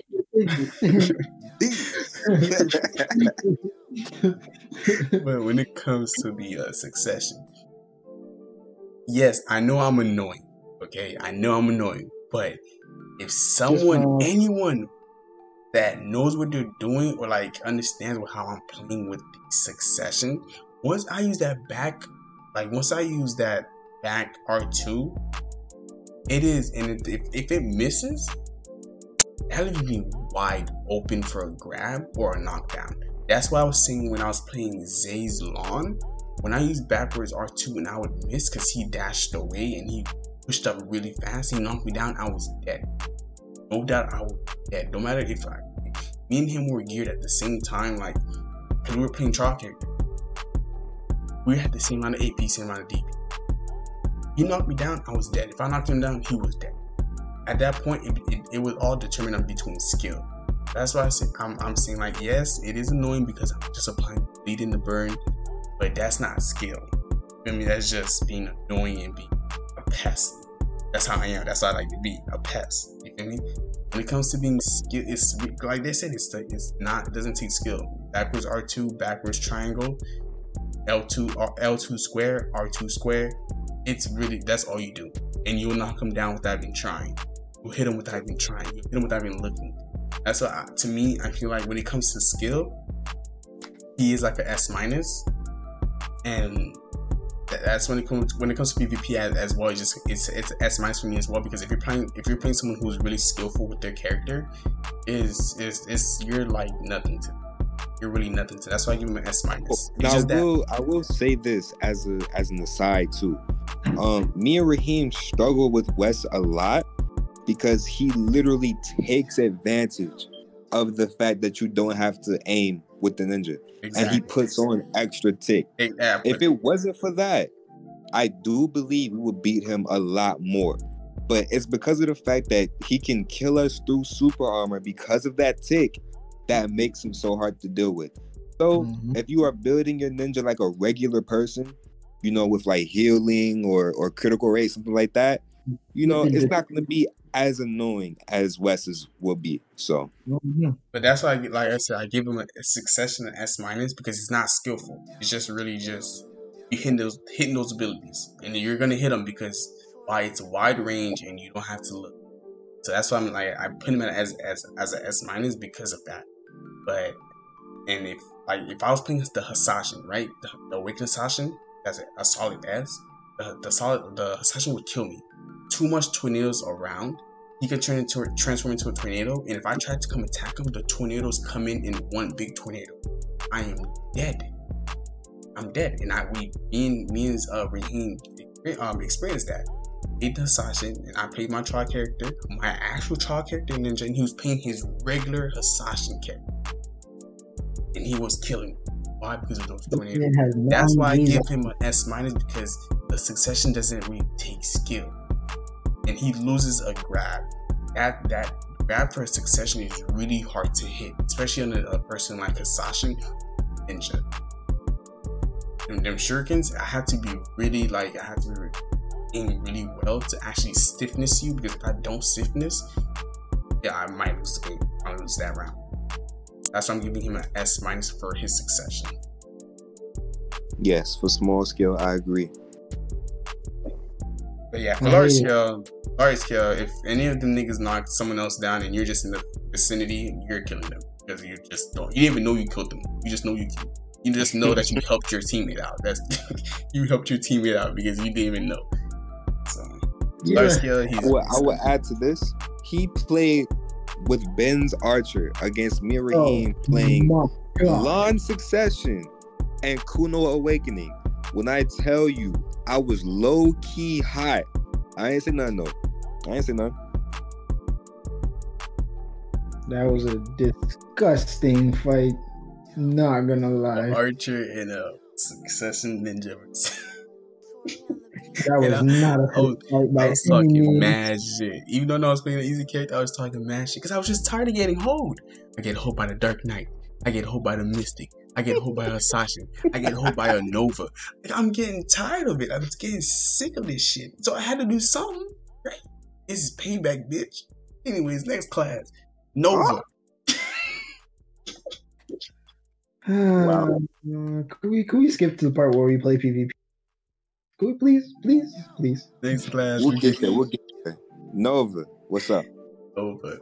I fucking hate Zay. He talking about the ninja. I fucking hate Zay. That little fucking what's that bit called, Raheem? The thing where he sucks you in, bro. You can't fucking. That's all everyone can talk about. Black hole this, black hole that. I'm sorry. I'm fucking sorry, Zay. I'm fucking sorry. That's all you've been hearing. But you don't understand how, bro. That thing is literally, look, the thing is, you throw out 3 little balls that don't mean to hit you, but if you hit them, you start getting sucked in. You can't get out. That is bullshit. And the thing is, that's not it. You could do that, or you can actually throw the whole shit at someone. That is stupid. Okay, look, don't get me wrong. I'm not saying the class is easy. I'm not saying the class is not easy. Okay, it takes skill what you're doing. I'm just saying that skill right there is hard as shit to get out of, especially when it's so much light all around you. It is really hard to tell you where you're at. Plus, that Nova is stupid fast, my nigga. Stupid fast. I can't keep up. 1 minute you're behind me, 1 minute you're in front of me. I feel like I'm playing hit. I feel like I'm fighting a hit from fucking Dragon Ball Z Super, but I don't know where the fuck wait. I want to add another disclaimer.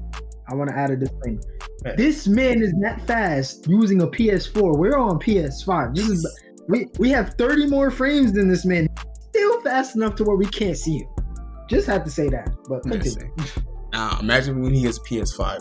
You might as well just call the man God. I'm done. I'm not playing him no more. This is what I'm talking about when I play Payback with Ninja, bro. This is annoying. Yeah, I ain't gonna lie to y'all. This whole time I've been playing on a PS4 that I've got since it came out. I'm talking 2012. No SSD. I do got an Ethernet cable though. But yeah, anyway, I can't see shit. So, I didn't play the Awakening Nova in a PvP, but I've been told it's a lot harder to play I mean, it is like her abilities are all wide range and they go really far. So I haven't yet to experience how it is in a PvP, but I've been told it's a better PvE class, like farming class. So for rating, the Awakening Nova, I'm gonna give a S. For the Succession, I would have to give me A plus S minus. Yeah, I'll determine what y'all want to put. Rain can go first. Okay. Based on speed, you said you gave the I gave the Awakening S, a solid S, and then the Succession S minus or A plus. I gave the Awakening A plus and the Succession and Telling you that solid S for me. A minus. A minus. Wait, Succession A minus. Okay. Yeah. Okay. A plus for Awakening, A minus for. Reason being is that the Succession is just like it's not. Yeah. It is not it's anywhere. Really good for farming. It's really good for farming, but mind you, yeah, that's what I'm saying. It's not really that good. Yeah, PvP, it is like that grab is nowhere near good enough to catch up. Like that can't catch anything. It couldn't catch a snail, bro. Like, why are you talking about her grab for her Succession? What? Why would I talk about her grab for her Succession? As far as that part doesn't change. Well, what? As far as I know, it doesn't change. No, it doesn't change, but it's still a factor. I still gotta use that as a factor, bitch. Why is it a factor when they both have it? I'm confused. Why is it not a factor? Because it's an equalizer. It doesn't matter. It does matter how both of them capitalize off the grab. Okay, for example, if you hit me when it comes to your Awakening, right? 9 times out of 10, you're doing a lot of damage. But if you hit me with your grab when it comes to, it doesn't, like, you're not. You're breaking up for me, Raheem. Huh? You're breaking up. Well, the point is that it's a factor to me when it comes to her grab. When you're using that Awakening damage. Yeah, Raheem, you're still breaking up. I don't know. You probably got to like unplug your mic and plug it back in. Hold up, 1 second.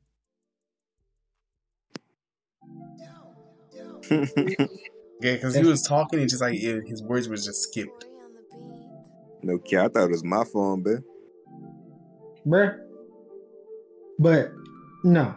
So like, what I mean, like, it's still, I still believe it's a factor. Or like I know like they both have it. I know, but no, that's not what I'm saying. I'm saying like how both of them capitalize off of it. And regardless to what, like when I was talking about the grab, I was talking about it for both of them.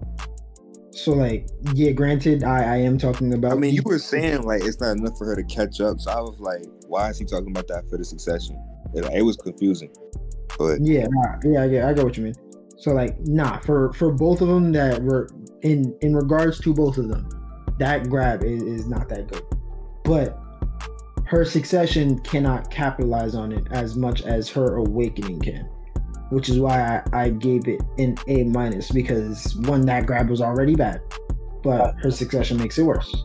Now, her Awakening, the reason why I put her at A plus is because her Awakening can capitalize off of any CC that her pre-Awakening can do. And not only that, she can do a lot with her pre-Awakening when it comes to like protecting herself. Like, granted. I'm about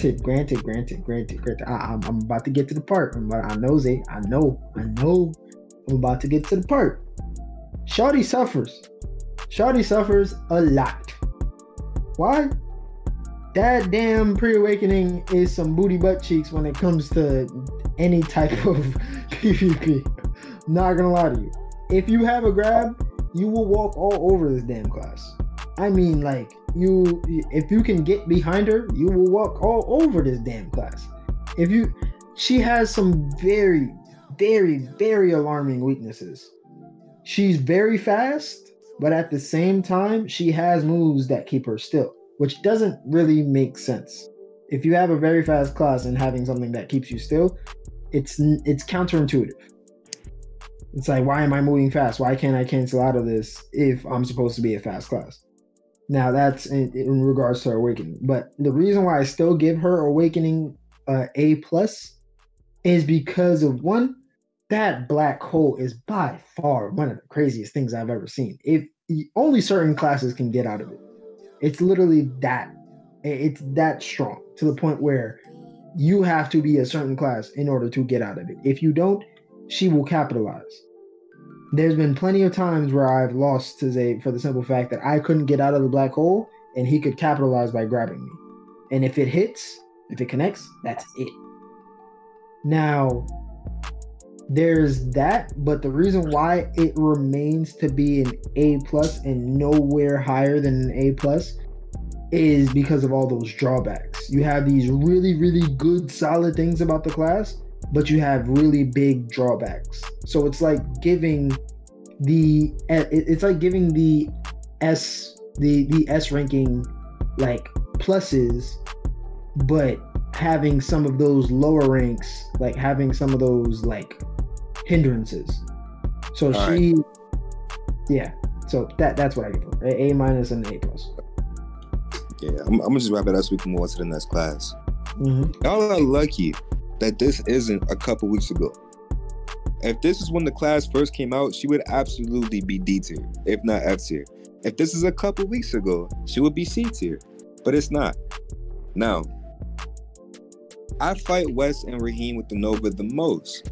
Most of their experience with the class comes from me, somebody who actively has tried to make that class as good as it can be, right? If we're talking about the average player, you will absolutely struggle with that class. And from my experience and from what I've researched, people generally agree she is one of the weaker classes in the game right now. Now, the Nova is gold plated. What I mean by that is, on the surface, she is gold. She looks like she's really, really good. When you scratch that bit, it's bronze. Straight up. And she has too many drawbacks. The biggest strength to the class is not her damage, because there are plenty of classes who do equal, if not more damage than her. The biggest advantage that she has is her speed. The class is so quick that she can often catch people if they make one little mistake. That is her biggest strength. Everything else about the class is a weakness. Her AoE does do a decent amount of damage, but she only has one move that hits really, really hard, which is that Spirit Sword ability. That move can do a decent amount of damage to people, even if they're not knocked down. Every other thing that she uses will do absolutely nothing to people. Maybe her Frozen Ring, that does a decent amount for the simple fact that it's a big ass AoE and does a decent amount of damage. Similar to like the LAN's chain blade thing, it's similar to that. The only thing is, it doesn't do nearly as much damage. And up until a couple days ago, you couldn't get out of it. So that's why I said this is a couple weeks ago or whatever, it should be even lower. But now they changed it so you can dash out of it. So it's a bit easier to play with now, but it's still punishable. Because in order to do that damage, you're gonna have to sit in that animation, and it's not that quick, right? Now, her other drawbacks, she is extremely unprotected. Every single crowd control that she has, now that she has main skills, is different. Okay, you can protect some, like one of her moves or whatever that has CC, but without her main skills, she had no protected CC in her awakening, right? The only one that she had was one that had a frontal guard in the beginning of the move, but you would combo that move with most of your other abilities, which eliminated that frontal guard. So every single crowd control that I would hit Wes and Raheem with was unprotected. They couldn't really notice it because it was so quick most of the times, but If they had any amount of AoE crowd control, I would instantly get hit out of my crowd control. Now, you might be thinking, well, okay, maybe she can use her pre-awakening to counterbalance that. No, she cannot. The biggest drawback to that is the fact that it is so hard to actually transition to her pre-awakening because of the change of pace, right? If you're fighting an experienced Nova, it might be a little bit different now that we have her bomb skills, which her bomb skills are fairly bad, by the way. But even if they find a way to use her bomb skills and they use her pre-awakening more, you will notice that they still primarily fight in awakening. Her pre-awakening is too slow for it to catch anybody with any type of speed. A ninja, forget about it. HASHASHIN, forget about it. He's too protected. A LAHN, forget about it. All of those classes will walk over her pre-awakening. If you're fighting a Guardian, okay, maybe. But a Guardian is too protected for any of her pre-awakening skills to actually knock her down, so it's practically useless. Okay, what about her grab? She has a ranged grab, right? Yes, she does, but it's one of the slowest grabs in the game. And not only is it slow, so that makes it really, really hard to catch fast classes, it has an animation after it into which you cannot get out of it. So if you miss your grab, she will then proceed to dash forward. And if you're playing anybody with a brain, they will just get behind you and knock you down because you can't do shit about it, right? Now, with all of those taken into consideration, you might say, okay, what about her Vortex? Her Vortex is really OP. Yeah, it is. But this is a small scale Tierlist, right? Primarily anyway. If you are fighting somebody 1v1 and they have a decent amount of DP, that Vortex will be practically useless because she does not do enough chip damage. Now, if they have less DP and less evasion, you will be able to break their guard. Okay, that's useful. And you may be able to get a grab off, like Raheem was saying earlier. That makes her Vortex really, really useful in small scale. But if they're running evasion or DP, forget about it. Because if you're not, all it's good for is keeping them in one place, which is always useful, but it is not a big enough advantage in small scale to put her anywhere near an A+ in terms of her awakening. I'm of the opinion that her awakening is one of the weakest in the game right now, for the simple fact that there's just way too many drawbacks. She's way too limited in the skills she can use. She doesn't have enough of them. Her healing is not there. If you're not in on guard, it's absolutely not there, right? So for most of the time that you're fighting people in small scale, you will have no healing, and your dash has a short cooldown. Now, when she's in on guard, she becomes a lot better for the simple fact that she has more movement and she has more healing. Cool. But if you have to wait every 30 or 3 minutes, whatever it is, to get that advantage, right? You can't really count that. When it comes to comparing her awakening to her succession, though, I do believe her succession is better for the simple fact that her pre-awakening skills in her succession, because they're prime, they flow better and they're a little bit quicker. What this means is that those really, really long distance crowd controls are much easier to confirm, and they're much easier to get out of. They're much easier to combo, right? You're basically trading in quickness for protection and for healing and for range. So for all those reasons combined, I definitely place her succession higher. And if this was large scale, it'd be even greater, because she would be almost useless in my opinion in large scale compared to somebody else like a LAHN, right? Why would you want a Nova when you can get a LAHN? The Nova's gonna go in there and die because she's unprotected, right? But in her succession, she can stay far enough away to actually be useful. And this comes into play even in small scale too. If you were playing 2v2 or 3v3s, you would notice this. I'm sure Raheem and Wes can tell you that once we started playing team matches with my Nova, it was far less impactful unless I was using the Vortex, right? And, you know, I was getting so much shit about the Vortex that I stopped using it. And when I stopped using it in those 2v2s, you can feel it because her impact shrinks. It absolutely shrinks because she cannot do anything without exposing herself. That is the biggest problem with the class. Her speed does not make up for it. So that's my little TED talk, because she is my current wife. I'm very passionate about her, but I think that some people can overlook a lot of her weaknesses because she looks so good on paper with that speed. That speed, it's, you know, like I said, it's gold plated. You know what I'm saying? It looks like a really, really big advantage, but it's really not. Once you get down to learning how to play against her, you will see that she has a lot of drawbacks, especially in small scale. I mean, fighting Wes's ninja, bro, if I had less experience with that class, I would not have won a single match, because it is detrimental how well he can counter what she does.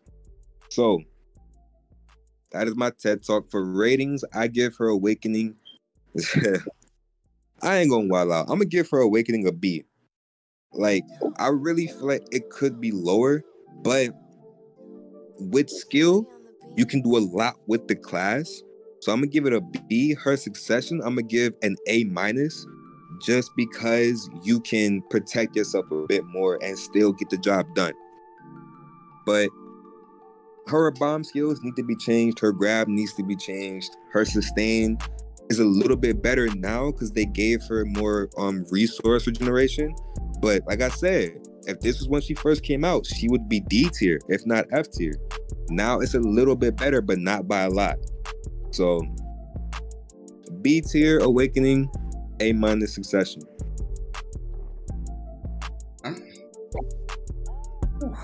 I'm sorry, I had to lay it out all there for y'all. Was ready for no. Oh my God. God. Next class, we got the Ranger.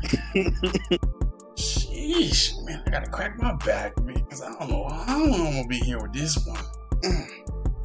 Anyway, we got the Ranger. Last time I played a Ranger, I cried. Why? Just like the fucking Archer. Fast, shoots you. Fast, shoots you. And that is just the Succession. Like, I rarely seen when I was playing No, I'm talking about the Succession though. That's the thing. When I was playing Succession, I rarely seen anyone touch that away. It went like before Succession came out for the Archer.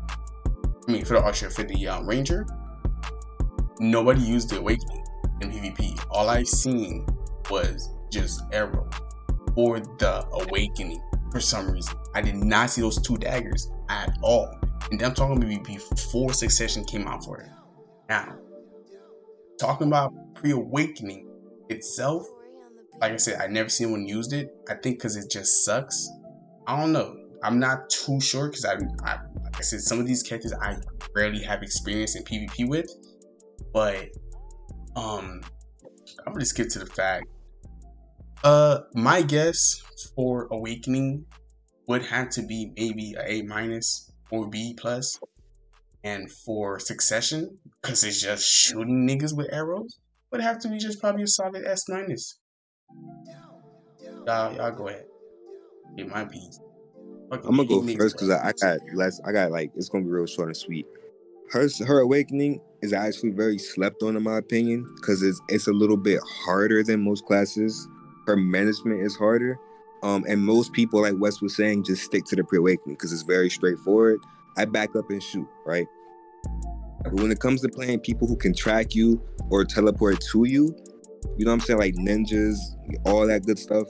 If you aren't good with the class, you're going to get trampled. And that's why a lot of the time she gets rated lower.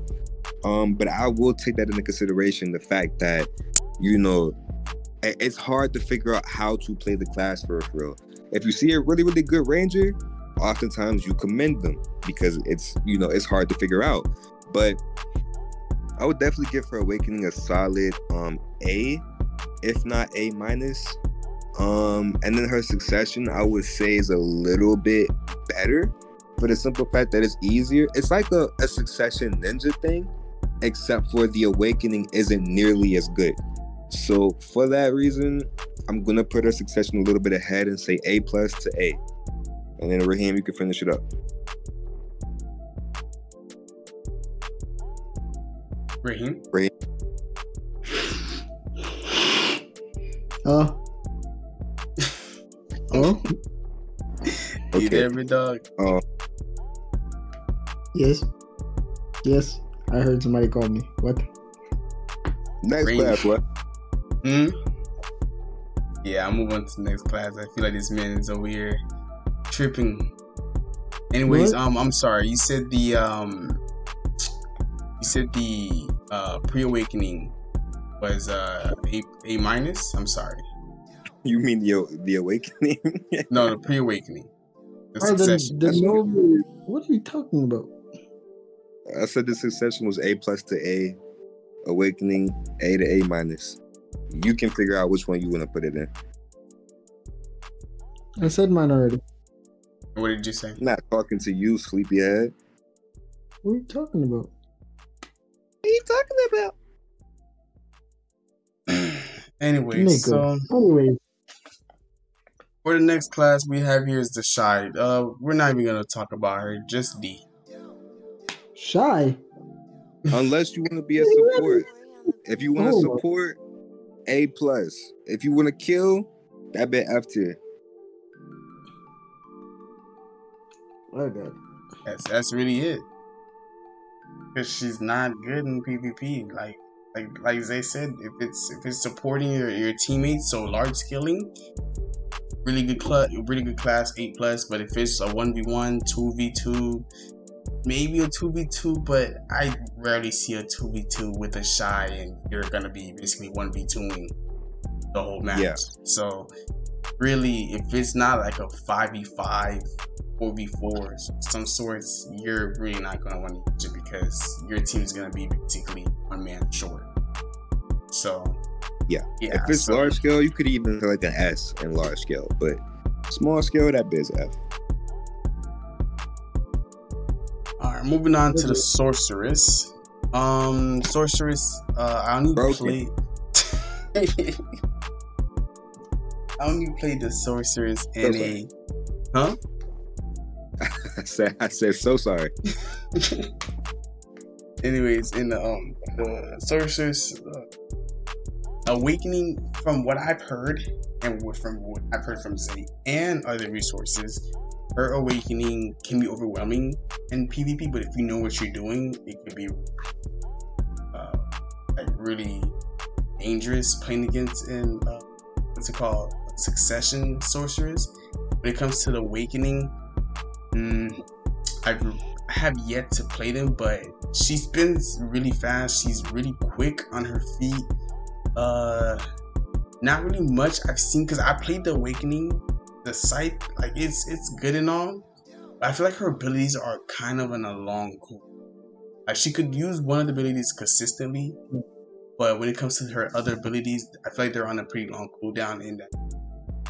When it comes to 1s, 2s, so far, so I would have to rate her awakening maybe solid A+, and then her succession maybe like an S-.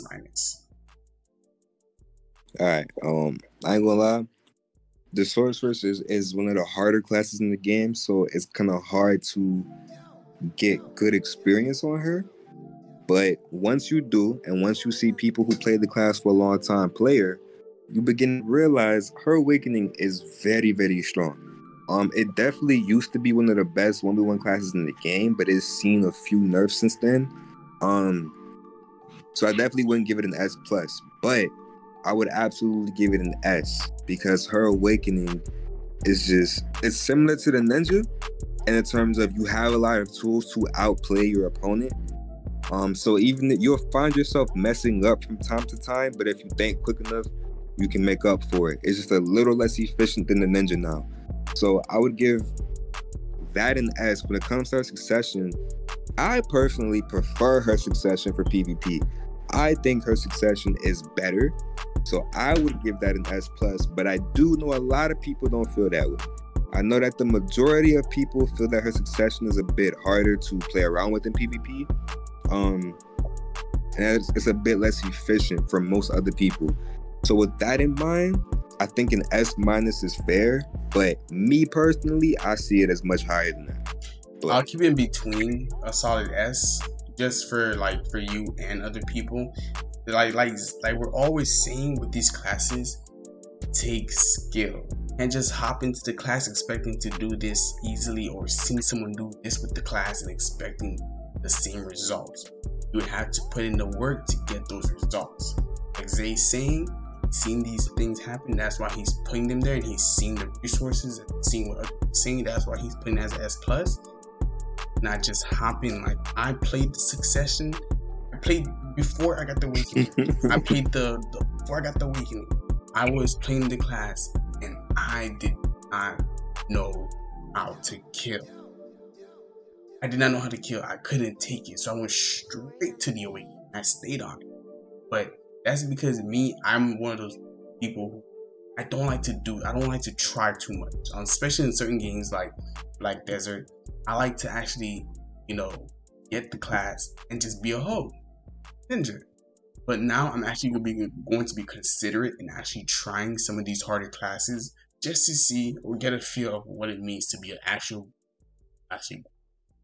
good player. Yay! Round of applause. You feel me? So I'm switching out of the ninja. Ninja's gonna be here, but I am going to keep the ninja around. But I'm switching over to the Hasashin. I'm going to try one of these hard characters. But back to the sorceress. I will give her Succession a solid, A, like Zay said. Well, it's S+, he said, but I'm gonna give it a solid A, just to get, keep in between for you guys and him. And for the Awakening, you said what was it one more time, Zay? The Awakening? I had to say S for Awakening because she's a really, really good 1v1 class, and this is largely a small scale tier list. So I'm just gonna keep both her Succession and Awakening at a solid S. And then if you guys feel any different or have any comments, leave them in the comments down below, and we'll review it and we'll talk over it. Did Raheem say something? I didn't even get to say anything. I swear he was snoring.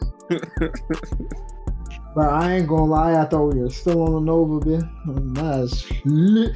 But that man Zay talked for like three freaking tier lists. God. Alright, so since you're up now, we're gonna move on to the next class. We're going on to the Striker. No. I've been up, bro. What you talking about? I was here for the whole I'm so sorry, Raheem. I'm so sorry, but we're moving on to the next class, okay? The tier list is going long. Tier list is going long enough, big dog. We gotta move to the next class. Edit. Okay, time to say my part. All right.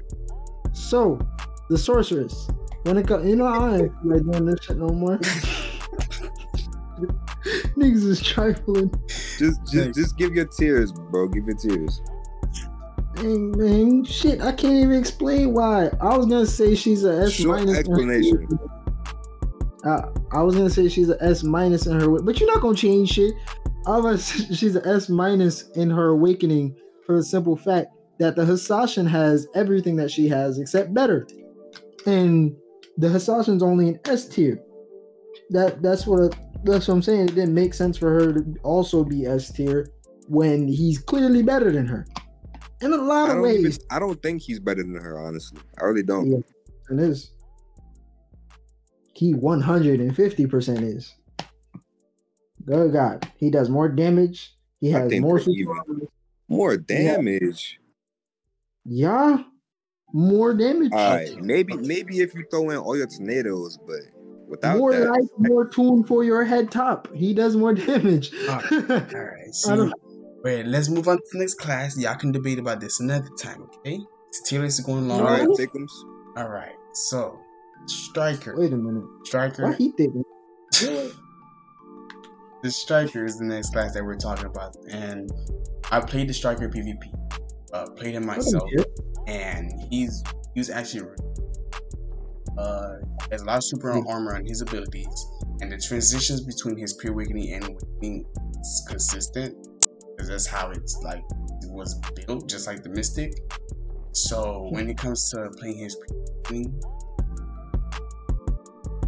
that's a pure awakening. When it comes to playing his awakening, I do feel like he's really good. I think he's a little bit better than the Mystic, only because of I feel like he has more range than the Mystic because of the clones. The clones just come out instant.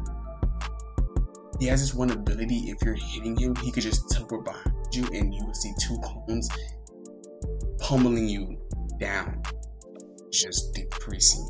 that one move hurts. But other than that, like I said, I think he's a pretty good PvP. You just have to get rid with him. What you're doing, you know, he'll drag your face down the floor, drag you with him. So yeah, when it comes to PvP, his awakening, I would have to give him an S, maybe an S- to A+. For his succession, maybe I would have to give him the same as the Mystic succession, which is an S-. It's up to you guys. Okay, I'm gonna go really quick here because most of what you said was spot on.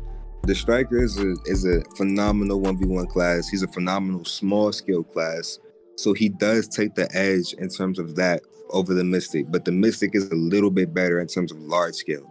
But we're not talking about large scale here. We're talking about small scale. For that, I would definitely give this and his awakening an S-. But the funny thing is, his succession is a little bit worse than the Mystic succession in terms of what they both do, because they both basically turn to assassins. The biggest difference is that, you know, combined with her bomb skills and that sort of thing, the Mystic she just has a better time outputting that burst damage compared to Striker's succession. Striker's succession actually falls off a little bit in terms of burst damage. The Striker's awakening is a very bursty class. It's a whole class, to be honest. But for that reason, I'm actually gonna give his succession an A+. But you know, if you flex it enough, I think you can get up there. But that's just what I'm gonna give it. Raheem, you can go. So with his succession, I gotta agree. I'm not gonna lie. But with his awakening, you said S-, I believe. Yeah. Yeah, I completely agree with it, with the S- rating for his awakening, for the simple fact that whilst playing against him, of course, like back then when we did play against him, it was a little overwhelming. But now looking at it from a different lens, I completely agree with that, with the S- rating, because at first he can come across as very, very, very, very, very strong class. Like you could see him as almost OP, to be quite honest, if you're not skilled enough. But once you get to a certain skill point, to a certain skill level, you see him through a different light. And he's not as OP as you think he is. But yes, he is a very strong class. Don't get it twisted. Because a skilled player can easily make him look broken. So, yeah, I do agree with the S-. Yeah, to me, he's a berserker, but better. Sorry, not sorry. All right, next class we're moving on to is the Tamer.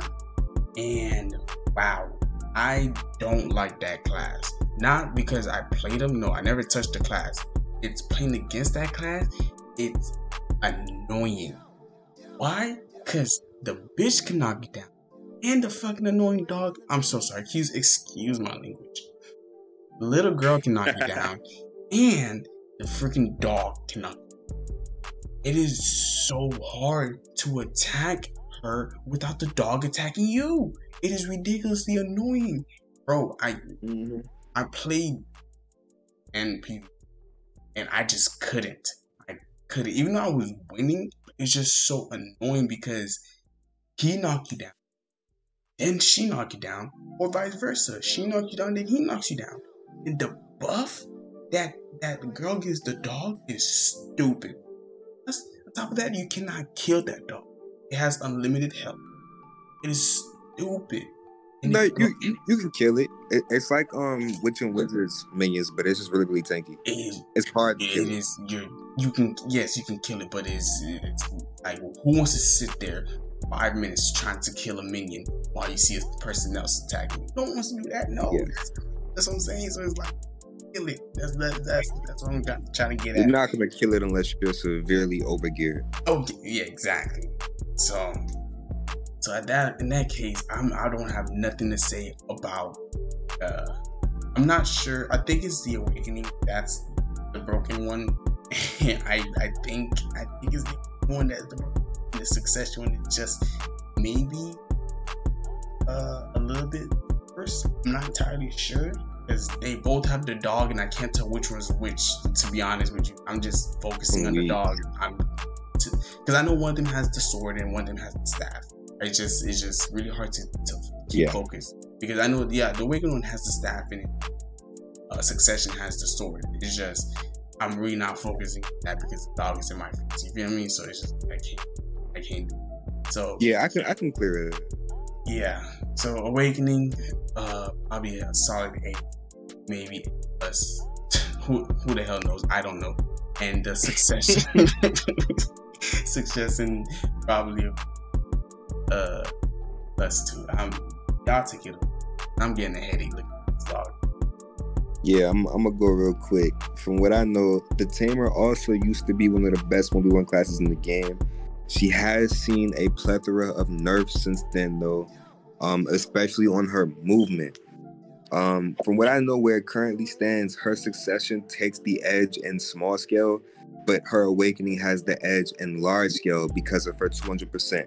It actually broken, but even her 100% is broken. But either way, so when it comes to her Awakening, you know, Hyling is her protector, right? She has decent damage. She's not the burstiest class anymore, but she can definitely kill you in 1 to 2 knockdowns, you know, if she's playing correctly, especially with Hyling. For that reason, I'm gonna give her and because it used to be one of the best 1v1 classes, I'm gonna give her Awakening an S-, and I'm gonna put her Succession 1 tier up at an S, for the simple fact that she's a bit burstier. She's a little bit quicker, even though she loses some of that free movement with like her pole jump and things like that. Her moves take her a decent, like I said in the last tier list, she can move pretty quickly with her moves. So she can catch people really, really quickly and really, really easily. So that, on top of the fact that Hyling gets stronger in her Succession, I'm pretty sure you get a prime Hyling. That Hyling becomes more OP, which is what made her OP in the first place. So for that reason, I'm going to give her Succession an S. And Raheem, you can go ahead and take it. Okay. So, this is hard. I genuinely don't think she's an S tier anymore in either of her Awakening or Pre-Awakening. Those nerfs to her movement, they at least on, if we're talking about PlayStation, right? Can we just make sure we're clear on that? Okay. Yeah. On PlayStation, that whole, I of course recently found out that Tamer movement on PlayStation is damn near impossible. Like you legit can't do it under it's too difficult to do conventionally. Like it's too difficult to do efficiently on freaking PC. You're breaking up. You're breaking up, Zay. Yeah, you're breaking up. I said, yeah, bro, because people be doing backflips on PC. I don't know how the fuck they do that. Exactly. So, in terms of tiers on PlayStation, she is definitely not an S in any respect. Like, her movement is downright butt. Like, in her Pre-Awakening is butt. Like, you could move around with that, move around a bit, yeah. But she has some of the worst movements from the classes, like out of all the classes. Like you barely move around with this chick. Her Awakening, she has that really good movement. Like at least enough to keep her going to where she won't just get smacked out the air. Like she is in her Awakening, her burst damage is amazing. Oh my god. Her level 100 is indeed OP as hell. Like the damage that this woman can pull off is insane. But that movement, I really truly believe that movement is her kind of downfall, and I believe that's the reason why Hyling is so stupid. Because if Hyling didn't do the things that he did, that class would not be good. I ain't gonna lie, bro. I definitely have seen people play her on console though and still move really, really well. Like I've seen people do things that I didn't even know she could do on console, And like I've seen how they use that against other classes. So I still think that her movement is really, really good. It's just not straightforward like some of the other classes. I see what you mean. It's just like I have yet to find that crap, because when I was using her, I was looking for multiple ways trying to figure out how she moved. But just to see how PC moves and see how we move with her, I feel like that can impact like her place very much so. Yeah, but I mean, her movement was never why she was the best 1v1 class. It's always been because of Hylian. And for the most part, he stayed the same. Hylian, the ability to knock people down while you're knocked down and then get up and proceed to one-shot them, it's OP. Like, it's OP. And we're talking about small scale 1v1. Like, if this was large scale, it'd be different because, you know, you would obviously die from multiple people. But it's not. Okay. All right. I agree. Next. Alright. Next class we have here is the Valkyrie. What? Yes? That guy died. Yo. Y'all can hear me, right? Yeah, no. Oh, I guess I don't know what happened. Okay, but anyways, that's the next class is the Valkyrie.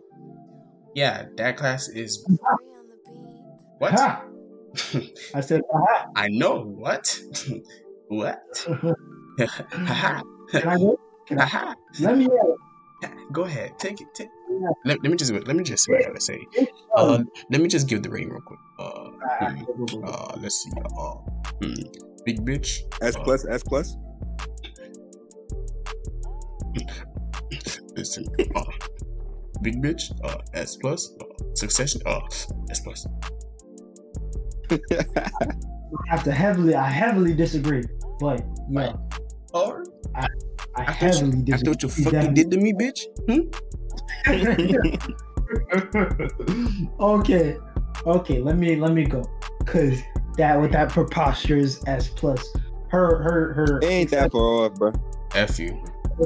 It's far enough off. She's definitely. I don't even know if I'm gonna put her in S or not.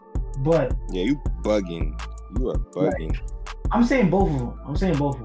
But bruh, she's really not that. I'm telling you, bruh. But she's powerful. She is indeed powerful, especially her succession. Her succession is definitely S. You could leave that there, 100%. But her awakening, bruh, I call her. I'm not sure if any of you people are familiar with like too much old Mortal Kombat, but old Mortal Kombat, Raiden used to have this move where he sat there and said, "Yai bara yai," because he was shocking the mess out of somebody. And it was so OP, you could half health somebody with it, right? So it was basically a one shot, right? This lady with her 100% can literally wipe people off the face of the earth. Like they never existed. It doesn't matter who it is. It doesn't matter what health they have. It doesn't matter if they're using a super armor. It doesn't matter. It stuns and then it wipes them off the planet. That's it. Simple. If you have any comparable AP to this person, you will kill them. You will one-shot them. Simple. But that's her 100%. That's her 100%. As much as I like doing it, as much as I like saying yay, but yay, and they disappear, it's amazing. But the class itself is not that great. Her damage, and her CC, her heal, all of that is amazing. Which is why I do give her an S-. But that grab, confirming that grab on her is not easy. I highly doubt in most fights you probably won't even get it off. But her range, she has a lot of range knockdown. She's very versatile. She's very hard to kill. She has knockdown resistance, everything but grapple resistance, which is why she's only S-. So She's really hard to catch, but if you have a grab, if you are fast, if you can get behind her, that is it. The class will not win. And it's the simple fact of why her awakening is S- and not S like her pre-awakening. As for her pre-awakening, she does a 160. She does a 180. Excuse me, I said 160. But she can hit all around her in a circle. She can stun all around her. It is hard to get to her. It is hard to lock her down. She gets the teleport from her awakening as like a prime skill. I'm sure you guys know what that is, but she gets that teleport from her awakening, except in a pre-awakening form. So she's a really, really strong class. Not to mention, it makes her using her pre-awakening, or not pre-awakening, using her succession, you're a bit faster. Therefore, you can confirm that grab much easier. Along with, bro, I ain't gonna lie to you. It's 12 a.m., bro. Let me just wrap it up right quick, because I think that you're right. I think that her awakening is an S-, and it would be higher. The only thing that holds her back, like Raheem said, she's frontal mostly. If you can get behind her, you're set. You're golden. So that makes her lower than some of those assassin-based classes who can easily get behind her, right? But her sustain, her damage, her movement, if you get good with her, is all phenomenal. Her movement is harder at first, but if you get good with it, you'll be fine. If this was large scale, she'd be S, if not S+. It's small scale, so S-. Succession, she loses that frontal weakness. She now covers a wider array in terms of back and forward and left and right. She's a little bit quicker, and she still has all the same advantages. She's definitely an S in her succession, if you ask me. And I would give it an S+. You know what I'm saying? Like what me and Wes went through, I get that bitch an S+. But you know what I'm saying? I'm gonna eliminate my bias and look at the facts, and I'm just gonna give her an S. I never used the succession on you guys. That's the funny part. I know, but I know it's better. Yeah, just knowing is better. All right. Next class we have here is the warrior. Did y'all call that class brain dead? That class is brain dead. You don't have to. PvP is different. Despite what Raheem says, most people say that the PvP is different. Like I said, I fought him broken ass over. And by broken, I mean booty cheeks. Before her changes. So, bro, that class. No, you can go ahead and justify it. Go ahead. I'm not. I never played it, but yeah, I never really experienced a warrior yet, except when I played a little bit with Raheem. I was playing the ninja. That's the crazy part, and it's just spinning around, knocking me down, one-shotting me, and then Crimson had the audacity to bring this nigga Succession into PvP. And sit there and block. I'm not gonna cap. Whatever he tried to do did not work. He sat there tried to block, and the thing is, with the ninja Succession, don't ever stand still. At all. You will die. Don't ever stand still. Or with the LAHN, bitch. Blocking does not stop bleed, does not stop burn, does not stop poison. When you have all those three elementals coming at you, bro, you're going to die standing still. So he stood there and looked at me. I'm throwing shurikens. I'm coming in using backwards R2. He's over here trying to grab me. I dashed away, used backward triangle. The nigga was dead. But okay, so, this is what are you gonna give him? I was just gonna give him I'm not gonna say he's bad. I just think that from my experience, I just didn't get really good players for that category. So I'm gonna rate him a really, like, not biased, but what I think. And Awakening, I would say maybe like a A+, and then his Succession, I heard, is maybe worse, so maybe like a solid A. Whoa. I don't know. Don't say whoa. I don't know. I agree for the most part. I have heard that his succession may be better in PvP. Nowhere near PvE, but PvP it might be. I'm not entirely sure though. Yeah. Okay, let me add him. All right, offer it. Warrior Awakening is an S, bro. It's a solid S. I mean, like, this class is one. It's easy. It's easy. It's bobbity. Like, this man, but I probably could play with one hand and still give you a hard time killing me. It's really not a difficult to play, especially if you come from the harder classes in the game. Especially if you have a fighting game background, it's not hard to play. Like, not only that, he has so much to work with. His Rabam skills are ranged. He has a grab. He has block. He has counters. He's hard to confirm on anything. Mind you, he also has heal, but he has more range than a Valkyrie. But at the same time, he maintains that knockdown resistance, that stun resistance, and he maintains that crap ton of heal. So he has all of that, and he's faster. And he bitching faster. So. Huh? I said I don't think so. No, bro, he's faster. He's definitely faster. Bro, if you are good with the Valkyrie, you are extremely quick. Like, okay, bro. Let me not say faster, because I've seen really good Valkyrie C-swap really quickly, and they know the class, they're really fast. But that's the thing. Okay, let's say, let me not say faster, let's say as fast with less work. Like, you can he's kind of like the Musa and MAEHWA in that, because he has the same type of dash. He sits there and he dashes, and he gets, there's no like repercussion to this. Yeah. And when he blocks, he gains all his WP back, all his willpower. And he doesn't need to willpower manage at all. Because some of his damaging abilities, I think one of his abilities gives him HP and WP. And it's broken. It's so broken. Bro.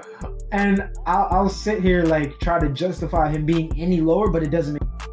He has his grab is so damn quick. And the fact that you can just press square and it'll, or whatever grab button is, PC, doesn't matter. You can press the grab button and it will take you straight back to his pre-awakening. And then you can press L2 R1 and go straight into another stun, or I think it's a knock up or float. Correct me if I'm wrong. But you can change straight to that and go right back to your awakening. Those quick switches on him, along with all the things that he already has, he's just too strong of a class not to say. But look, if this was large scale, I think that you would have more of a point, because all of what you just said comes into a larger factor in large scale. But since this is small scale, I haven't played him, but upon my research, I haven't seen one person put him that high in terms of what he could do in PvP. And especially when you consider the other classes we have at S and then S+, I just don't think that he ranks up close to them in terms of 1v1. I just think that, I have never fought a warrior who like seemed like he was something crazy unless he was far more geared than me. Like, mind you, when I fought your trial warrior, I was using MAEHWA, who is a weaker character, and she was a busted class. So I can't really take that experience that far into consideration when I think of what everyone else says. So I just don't know. I don't see him being an S tier, but I think that he's definitely A+ or above. But I think that A+ for me is the most fair. But I mean, Wes, what do you think, bro? Like I said, I didn't get that much experience with PvP, and I haven't really looked up really looked anything into the warrior, because I just been hearing not bad things about him, just like he's not that fun. He's like a regular class in almost every other game, so not a lot of people really play him as much. But when it comes to like I said, comes to his awakening, I do think he like impactful maybe. So I would keep him as a A+ for his awakening. And Succession, see, I'll say Succession is a little bit faster. Like, I haven't not yet experienced it, so I cannot get my full input on it. So I'm just rating based on what I've experienced so far. And I see if his Succession maybe it's just keep both an A+, but it's up to you guys since you guys have more knowledge on the war. Like I said, let's just put him in A+, but with a grain of salt. Because, like, Raheem actually played the class. So if you're, maybe, because Raheem has a larger affinity to fighting games, he just found some easier to play. And so if you're like that, then maybe he'll feel like an S to you as well. We don't really know. Well, I don't really know. I never played him. So. I'm trying to go for myself. I would agree. He's like as S-, A+. I still lean towards more S-, but I guess I can see it. So both parts A+. Yeah, I'll agree with that. Yeah, why not? I suppose it's fair. Like I said, this is all subjective, guys. So if you guys have any information you want to provide, like I said before, so on some of those other classes, leave in the comments down below and we'll take a look at it and review it. We would like to learn as much as you know, like you learn from us. So learn from us and we're learning from you. So as much as you want to give out to us, we'll take it and something. Yeah, so next class we're gonna move on to is the war. I said warrior, wizard. I'm so sorry. I was like, is he gonna go time, bro? It's by that time. I'm getting tired and hungry. Okay. The wizard. Wait, we can do witch and wizard at the same time. No, we can't. The witch is much in terms of like ones in small scale. The witch is. Yeah, I know, but I'm saying that they're simple. Like, it's not a lot to explain with them. Like, the wizard is better in small scale because he has a grab. He's burstier, and like he covers a smaller range, and like he has that CC in that small compact range. So for that reason, and of course they have the buffs. So him and small scale, I would definitely say is S-. I wouldn't go no higher than that because at the end of the day, he is a wizard in terms of his awakening. And Witch and Wizard Awakening are both kind of easy to catch out. So I would give his Awakening an S- for Witch. Like I said, she has more range, but she loses the grab and she's far less bursty. She is a bit tankier though. Her sustain is a bit better. So if you can manage a drawn out fight, she may come out on top. But if not, you're probably going to lose. So I would definitely put her around an A- small scale, give or take. Now, Successions are different. Succession Wizard is still broken. It's still broken in PvP. That bit is definitely S, if not S+. It's not like PvE, where he's in a whole tier by himself. No. But he's definitely S to S+. Witch's Succession, I would say, is still a step up. Not by a lot, though. Probably an A+. In terms of PvP, I think it's a little bit like less. I'm not gonna lie to you. Witch or Wizard? Which? Wizard, we're not talking about that, man. We already know what it is. We're not talking about that, man. Ain't nobody gonna debate with you on that. Hold up. Before we move on to the witch, but you guys saying that the Wizard's Awakening and Succession is an S+? No. Awakening S-, Succession S. Yeah. You could probably even put, like, you guys watching the video, maybe you guys would think that his awakening is lower, which is debatable, you know. So leave a comment if you do.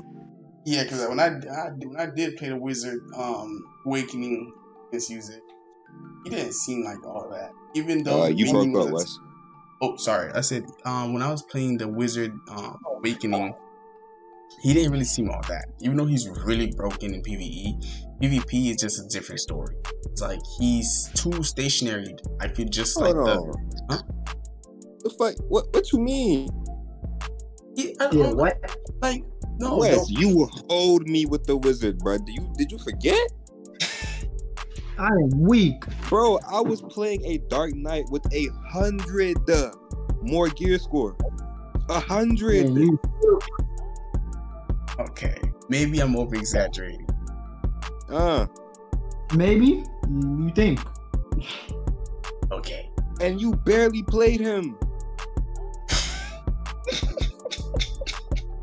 Alright, you know what? Go ahead. Move on to the wish round. I got nothing. Okay. Let's finish the witch since this man just spouted some guy malarkey. The witch. the witch. Man, I'm talking about this man. Wizard could grab you and destroy you in a couple seconds. He can kill you without looking. This man Weston playing classes and killing you without looking. Jesus Christ. He already got to it earlier, but yeah. Yeah. So the witch's succession is really damn good. Her everything is damn good. Not gonna lie to you, which is why I'm about to start playing. But regardless to what, she doesn't have a grab like he does, and she's not a class that she has to work for everything she get, bro. She has to. It's harder for her to knock people down. It's harder for her to do a lot of things. But one thing she doesn't have a shortage of is damage. Oh my god. The class has a lot of damage and huge AoEs. Her AoEs are unparalleled. Yes, if this is large scale, she would definitely be above Wizard Awakening. Yes, 100%. Her until you put in Wizard's Succession, but we don't count that when it comes to large scale, because Wizard Succession and large scale is just the carrier, to be quite honest. But regardless to what, yeah, her the amount of damage and she has a stupid take damage ability in her which she puts poison on her enemies, and that poison is very, very, very, very, very, very strong. So along with that and her pets being able to stiffness, she is a really strong 1v1 when it comes to like as they said, long drawn out fights. Like you're gonna win eventually, because unlike the class that you're fighting, they might not be able to output as much damage in a big range as you can. So, yeah. Even though she has a harder time confirming her crowd control, she has an easy time confirming her damage. And exactly. She has more protections than Wizard. She's able to survive a lot better, especially with that rock golem dude out. She can be very hard to kill. So, that on top of just being able to hit you from anywhere, she can be pretty overwhelming.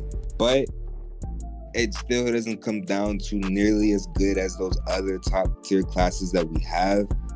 So what would you give her rating? I mean, because I gave her rating an A+ for Succession and a bit lower. I think she's a solid A for her Awakening, because I do think that tick damage is too crazy to be ignored. Like her damage could carry her by herself. A good enough witch, like that knows how to maneuver around classes, can just use her damage to kill them all. Like, for the simple fact, like the only reason why it makes complete sense. But if a ninja is fighting a witch and the ninja gets hit, or the ninja gets hit with the paralysis, which halves all movement, halves attack speed, and halves damage, everything, it is you that's it. Like that's pretty much it. As a ninja, if you're moving at half speed, you are half dead. You're dead. Like, That's a big ass if though. All right, but y'all. So yeah, I'm why gonna don't you wrap end it up, off Lex? this because I don't know about y'all, but I'm getting hungry and tired. We've been sitting here for big, what, 2 hours and a half. So hey, I appreciate y'all for the help today. Look, I'm all new to this game, so I'm really thankful for y'all. You feel me? I appreciate y'all so much for this tier list, especially with the PvE. Now we're doing PvP, which took even longer. So this comes to conclusion. Yo, if y'all new to the channel, subscribe, like, and comment. You feel me? Yo, and like yes, I said, sir. comment and let me know when y'all trying to do PvP, because these boys right here, they're hungry for some new people, bro. Hungry, they're predators, bro. Wait, time out. Not for any new people. Hey, if you above a certain gear score, You cannot be stronger than a trial character. I'm trying to tell you. Unless you finna take off some gear. No cap. But alright, y'all stay slimy and stay blessed. Appreciate y'all for sliding through. If you stay to the end of this tier list, like I said, please subscribe, comment, and like. And let me know what y'all want to see on Black Desert. You feel me? Like, I'm putting out more content every day, so just let me know. You'll see a lot of Raheem and Zay complete about Ninja, just for now. But you know, I'm switching over to the HASHASHIN, so I'm gonna be putting on more Burn and Bleed about that and Poison. Wow. Sorry. You can't. Awful. That's tough. You can't. Skill add-ons gonna put Bleeds and Burn, man? Good luck, have fun. Oh shit. Never mind. I take it back. Nah, good luck, have fun. Try. Alright, bro, forget y'all, bro.